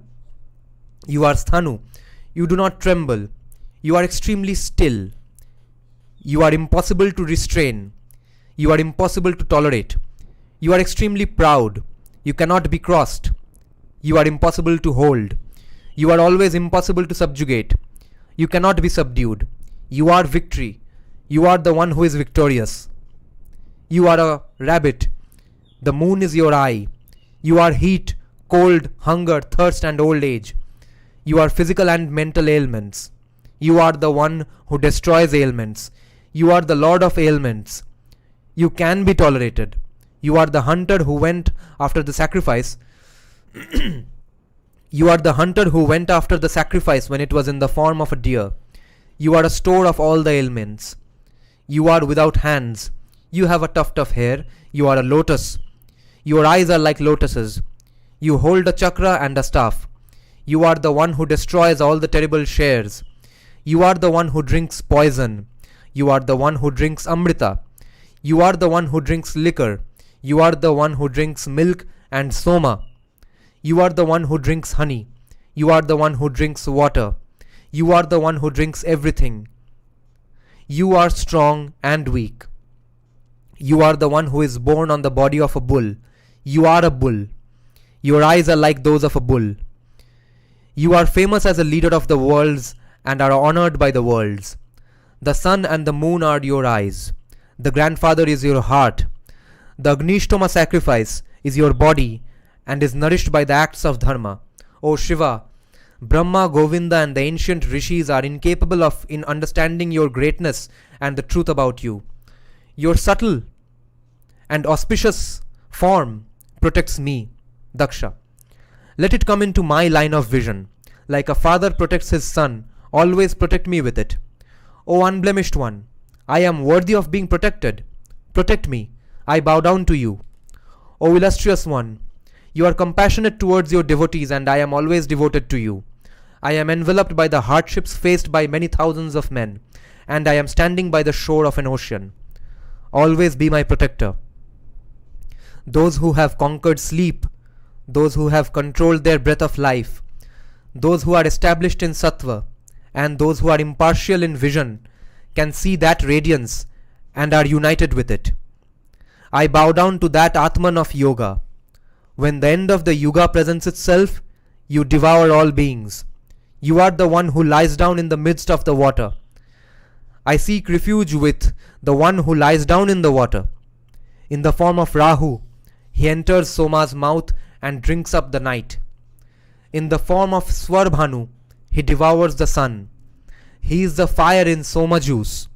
In the form of a being that is the size of a finger, he is the bodies of all those who possess bodies. Let him always protect me. Let him always nourish me. He is the one who created the gods. When they die, it is into him that they merge. He is the one who is praised through the exclamations of Swaha and Svadha. He is the one into whom those with bodies ascend. Those who with life descend from him. They are delighted by him and are never made to suffer by him. I always bow down to him. I bow down to those who are in oceans, impassable rivers, mountains, caves, the roots of trees, cowpens, desolate forests, crossroads, roads, jungles, assembly halls, stables of horses, elephants and chariots, dilapidated gardens and houses, the five elements, the directions, the sub-directions, in between Indra and Arka, the rays of the moon and the sun, in nether regions, Patala, and in regions beyond all these. I bow down to them. I always bow down to them. O God, you go everywhere and you are identical with all these. You are Bhava and you are the Lord of all creatures. You are in the Atmans of all beings. That is the reason you have not been invited. O God, you are the one who is worshipped in sacrifices with many kinds of dakshina. You are the one who does everything. That is the reason you have not been invited. O God, or perhaps I have been deluded by your subtle maya. That may be the reason you have not been invited by me. O Lord of the gods, show me your favors. You are the one who is my refuge. You are the destination and the foundation. It is my view that there is no one else. Brahma continued that having praised Mahadeva in this way, the extremely intelligent one stopped. Extremely pleased, the illustrious one spoke to Daksha. The illustrious one said, O Daksha, O one who is excellent in vows. Okay, now this is Shiva speaking. O Daksha, O one who is excellent in vows, I am satisfied with your praises. What is the reason to speak a lot? You will come to my presence. Brahma continued that Bhava, the Lord of the three worlds, spoke to him in this way. Having comforted him thus, the omniscient one, Shiva, addressed him in these controlled words. Shiva said, O Daksha, you should not grieve at the destruction of the sacrifice. O unblemished one, in advance, I had seen that your sacrifice would be destroyed. O one excellent in vows, accept a boon from me again. With a pleasant face, listen to me with single-minded attention. O Prajapati, through my favors, you will obtain the fruits of 1,000 horse sacrifices and 100 Vajapaya sacrifices. You will understand the Vedas, the 6 Vedangas, and all the texts of Samkhya and Yoga. You have tormented yourself in extensive austerities that are extremely difficult for even the gods and Danavas to perform. After doing that for 12 years, you have obtained a subtle wisdom, and no one can criticize your sacrifice. Sometimes it follows the dharma of the Varnas and the Ashramas, and in some respects, it does not. However, the time has come for you to practice my Pashupata vow, appropriate for all ashramas. It frees all creatures from bondage. O Daksha, it is auspicious and it has been devised so that it can free one from all sins. Follow it properly, so that you can obtain all the fruits. O extremely fortunate one, Therefore, cast aside all the mental anxiety that you have. Having spoken in this way to Daksha, the infinitely energetic lord of the gods vanished, along with his wife and followers, having partaken of his share. O one who knows everything about dharma, along with Uma Bhava divided the fever, physical and mental jvara, into different categories. O Brahmanas, he did this so that all creatures might find peace. He divided the fever. He did this so that all creatures might find peace. Listen to this. For elephants, it is the hair on the head getting heated. For mountains, it is bitumen, bitumen. For water, it is the indigo plant. For snakes, it is known to be the shedding of the skin. For bovine species, for cows, etc., it is a hoof that causes limping. It is a barren spot on the surface of the earth. O those who know about dharma, for dogs, it is anything that impedes the eyesight. It is a hole in the ground for horses. For peacocks, it is the splitting of feathers on the head. For cuckoos, it is the redness of the eye. For great-souled ones, fever is said to be all kinds of division among people. This is what we have heard. For all types of parrots, fever is said to be the hiccup. O Brahmanas, among tigers, exhaustion is said to be the fever. Wow. So little predicaments, little problems, sabko ho gaya. That is the fever, and that got divided among everyone. Earlier the fever was concentrated in one place, which was causing too much destruction. Among tigers, exhaustion is said to be the fever. Oh, those who know about dharma. Among humans, fever is said to be the anxiety at the time of birth, death, or in the middle. These are the extremely terrible forms of Maheshwara's energy, known by the name of fever. The Lord of all creatures must be revered and bowed down to. If a man controls himself and constantly hears about this origin of fever, without any distress and in his mind, that man will be freed from all disease. He will be happy and will obtain every desire that is there in his mind. If a person recites or hears the hymn uttered by Daksha, such a person will never face anything inauspicious and will have a long lifespan. Just as the illustrious Bhava is the most senior among all the gods, in the same way, this hymn crafted by Daksha is the best among all hymns. If a person desires fame, heaven, divine prosperity, riches, victory, learning, or any other object he wishes for, he should faithfully chant this hymn. If a man is diseased, miserable, distressed, or faces fear because the king has asked him to do something, he will be freed from that great fear. In this body and in this world, he obtains happiness from Maheshwara and becomes one of his ganas. He becomes a lord of the ganas. If Bhava is sacrificed in this way, there are no impediments in that house from yakshas, pishachas, nagas, or vinayakas. In this context, vinayaka should be understood as someone who causes obstructions.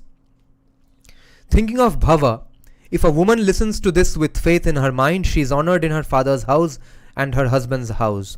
If a person frequently chants or listens to it, all his tasks are successful and he does not face any obstructions. If one chants this hymn, everything one has thought of in the mind or stated in words is obtained. Observing Dhamma and Niyama, shares of offerings must be divided and offered in due order to the god Guha, the goddess, and Nandishvara. Guha is Kartikeya. Thus offered, they quickly accept it and the man obtains all the objects of desire he wishes for. After death, he goes to heaven and is surrounded by 1,000 women. If a person reads this hymn composed by Daksha, he is freed from all sins, even if they are all the major sins associated with every kind of desire. When he dies, he is united with the Ganas and worshipped by gods and asuras. He is radiant on a vimana yoked to a bull, tied to a bull. Until the deluge arrives, he becomes Rudra's companion. This has been uttered by the illustrious Vyasa, Parashara's son. This is extremely secret, and the undeserving should not know about it or hear it. Through this, those born in wicked wombs, Vaishyas, women, Shudras, they obtain Rudra's world. Okay.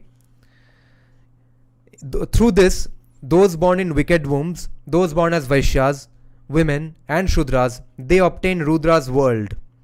If a Brahmana makes Brahmanas hear it on auspicious days, there is no doubt that he obtains Rudra's world. And that is the end of this subchapter. The next subchapter is called Greatness of Ekamra Kshetra. That we will do next day. This was gigantic. That was a load to learn. Let's see what are the comments. Acharya Prashant is a Vedantic narcissist. Adi Shankaracharya composed many bhakti stotrams. I don't think Prashant learned anything from him. Acharya Prashant criticized Kantara Kashmir files, so I have my questions with him. Maximus is saying, तुम साधना यात्रा कर रहे हो क्या? Okay, I'll delete it. Delete क्या? हमने सत्यार्थ प्रकाश पढ़ा है, अब फर्क नहीं पड़ता. Green beard and mustache is saying that this person has been in samadhi for so long that his or her hair is covered with plant life. My understanding. Yeah. But largely what that would imply is that then having golden hair also does not mean that person might have literal golden hair. That might be an allegory for something else. This was a great live stream. Thanks for staying on, guys. We'll finish it now and waiting for if some more interesting comments and questions come up.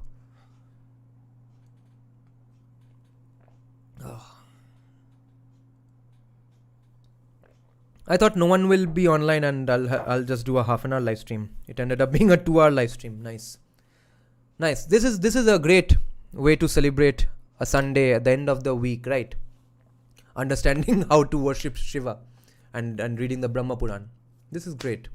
Okay, Nina is saying, I was reading the Markandeya Purana and I found the tone very similar to here. I see. The way they always provide examples and metaphors is really beautiful and one can go on reading for hours. Exactly. Brahma Purana needs to be read for hours. The only problem is I can't sit at a stretch for so long. I'm feeling uncomfortable. That's the only reason I'll get up and stop this live stream. भैया कल सावरकर जयंती था. Yes. पूरा celebration हुआ. Yes. दादा क्या मोहम्मद के ऊपर Coke सुना? नहीं भाई छोड़ो. I think he is frustrated. It reflects in his discourse. Who? Congrats on 5K in advance. Yes, almost. Oh, you are talking about Acharya Prashant, I guess, right? Yeah. I have heard some of his speeches on animals, etc. It gives me the impression that he has some reading of Indian scriptures, but mostly he is from the veganism side of things. Okay, तो अभी veganism का जो movement है, that is heavily corrupted by Abrahamic and leftist thinking. Now the problem is that the counter arguments to veganism from Hindu vegetarians is also pretty wrong, because Hindu vegetarians don't seem to acknowledge the fact that cows are artificially inseminated. Okay, they are actually raped for breeding. See, a cow's original lifetime is supposed to be about 20 years. No industry cow lives for more than 4 or 5 years. So there is no real moral justification for drinking milk. Yeah, you can say it's your tradition, etc. They'll say it's their taste bud pleasure. But in the end, both are wrong, because, and especially now, okay, in ancient times, what might have had happened is that in ancient times, obviously, artificial insemination possible nahi tha. In ancient times, rape of cows was not possible. Why am I calling it rape? Because when the cow does not want to have sex, does not want to get pregnant, उसका tail पकड़ के forcibly bull का sperm हाथ से घुसा दिया जाता है या फिर rod से घुसा दिया जाता है. That's how Gau Mata is raped every day for milk. So when Hindu vegetarians and vegans argue amongst each other, it's an absolute joke of a debate. Both sides are wrong. Vegans are not wrong in the sense that they will fiercely argue about cow milk, etc. But on Eid, etc., they'll keep a little quieter. That's their problem. But Hindu vegetarians are also very wrong when debating veganism. You are talking about Gotras the last time I was here. Yeah. So check Matsya Puran chapter 200 onwards, and I'm sure the other scriptures also have the list also. I see. Okay. Yeah, I'll get to all those Purans. And Bibek Debroy published the Shiv Puran a few days back. Okay. Ninar is saying Polynesians with dark hair and blonde hair. Is that the one, Maximus? Ninar, wo wala bolna. Dark skin, blonde hair. Dark skin, blonde hair. I see. Yeah, they have some gene mutations which makes their hair color blonde. I see. Yeah. So who knows what we had. Well, I'll see if he texts me or not. Okay. Nina mentioned before about natives with dark skin and gold hair. I see. Bhaiya, I can't live without milk products. What should we do then? Depends on what's the place of milk in your daily diet. Okay. Do you like apply just raw milk on your food a little like Westerners? In that case, you can use almond milk, etc. Almond milk. There are lots of kinds of vegan milk is there. Or if you just eat dairy products, that is curd, etc. That also you can make to a large extent with almond milk, etc. But you will either have to quit those food or spend a little extra, so that you as a middle class or upper middle class or lower middle class, whichever class you are, you can afford those products, so that someday the price of these products come down, and then everyone can afford almond milk more easily than they can afford cow milk without raping the cow. But one thing you can't deny is that cows are raped for milk. There's no denying that. Cows don't fall in love and go roam around trees and sing songs, then have sex. Okay, they are forced to have sex. Especially inside the dairy industry, let's say they got pregnant, the machine sucked out all their milk, and at some point the machine does not even know that the milk is over, so only pus comes out, and the pus mixes with your milk, which is why whenever companies have been asked, and then they purify the pus separate the pus from the milk to some extent. But every time some dairy industry giant has been asked that how much of pus is there in your milk, they have always said that it's less than 5%, it's just 3%, it's just 6%, etc. They have never been able to claim that there is no pus in your milk. Okay, so the machine keeps sucking all the pus, all the milk. Then that one fine morning, that cow cannot give any more milk because milk is over. Okay, then it gets some rest. It's pushed and jerked around, and it goes back to its cage. Then it's brought out after it's a little healthier, after it's been given all steroids, estrogen, antibiotics, so that it's a healthy cow, so that it does not die on the businessman. Then it's brought out again, raped with bull sperm, with hands or with rods, and then again it's pregnant, and again it gives milk. Then again it stops giving milk. Again it goes back to the cage. Again it's brought out to be raped, and all these things bring down Gomata's life cycle to about 3 or 4 years. Then it's killed or is taken away for leather. That's the life cycle of a cow. Okay, tera girlfriend ko, okay, nice, hilarious. Originally you are supposed to have one cow at home and drink only its milk, and even without raping it. Yeah, wo ancient time nahi hai. So we have to acknowledge that when we are debating veganism or vegetarianism.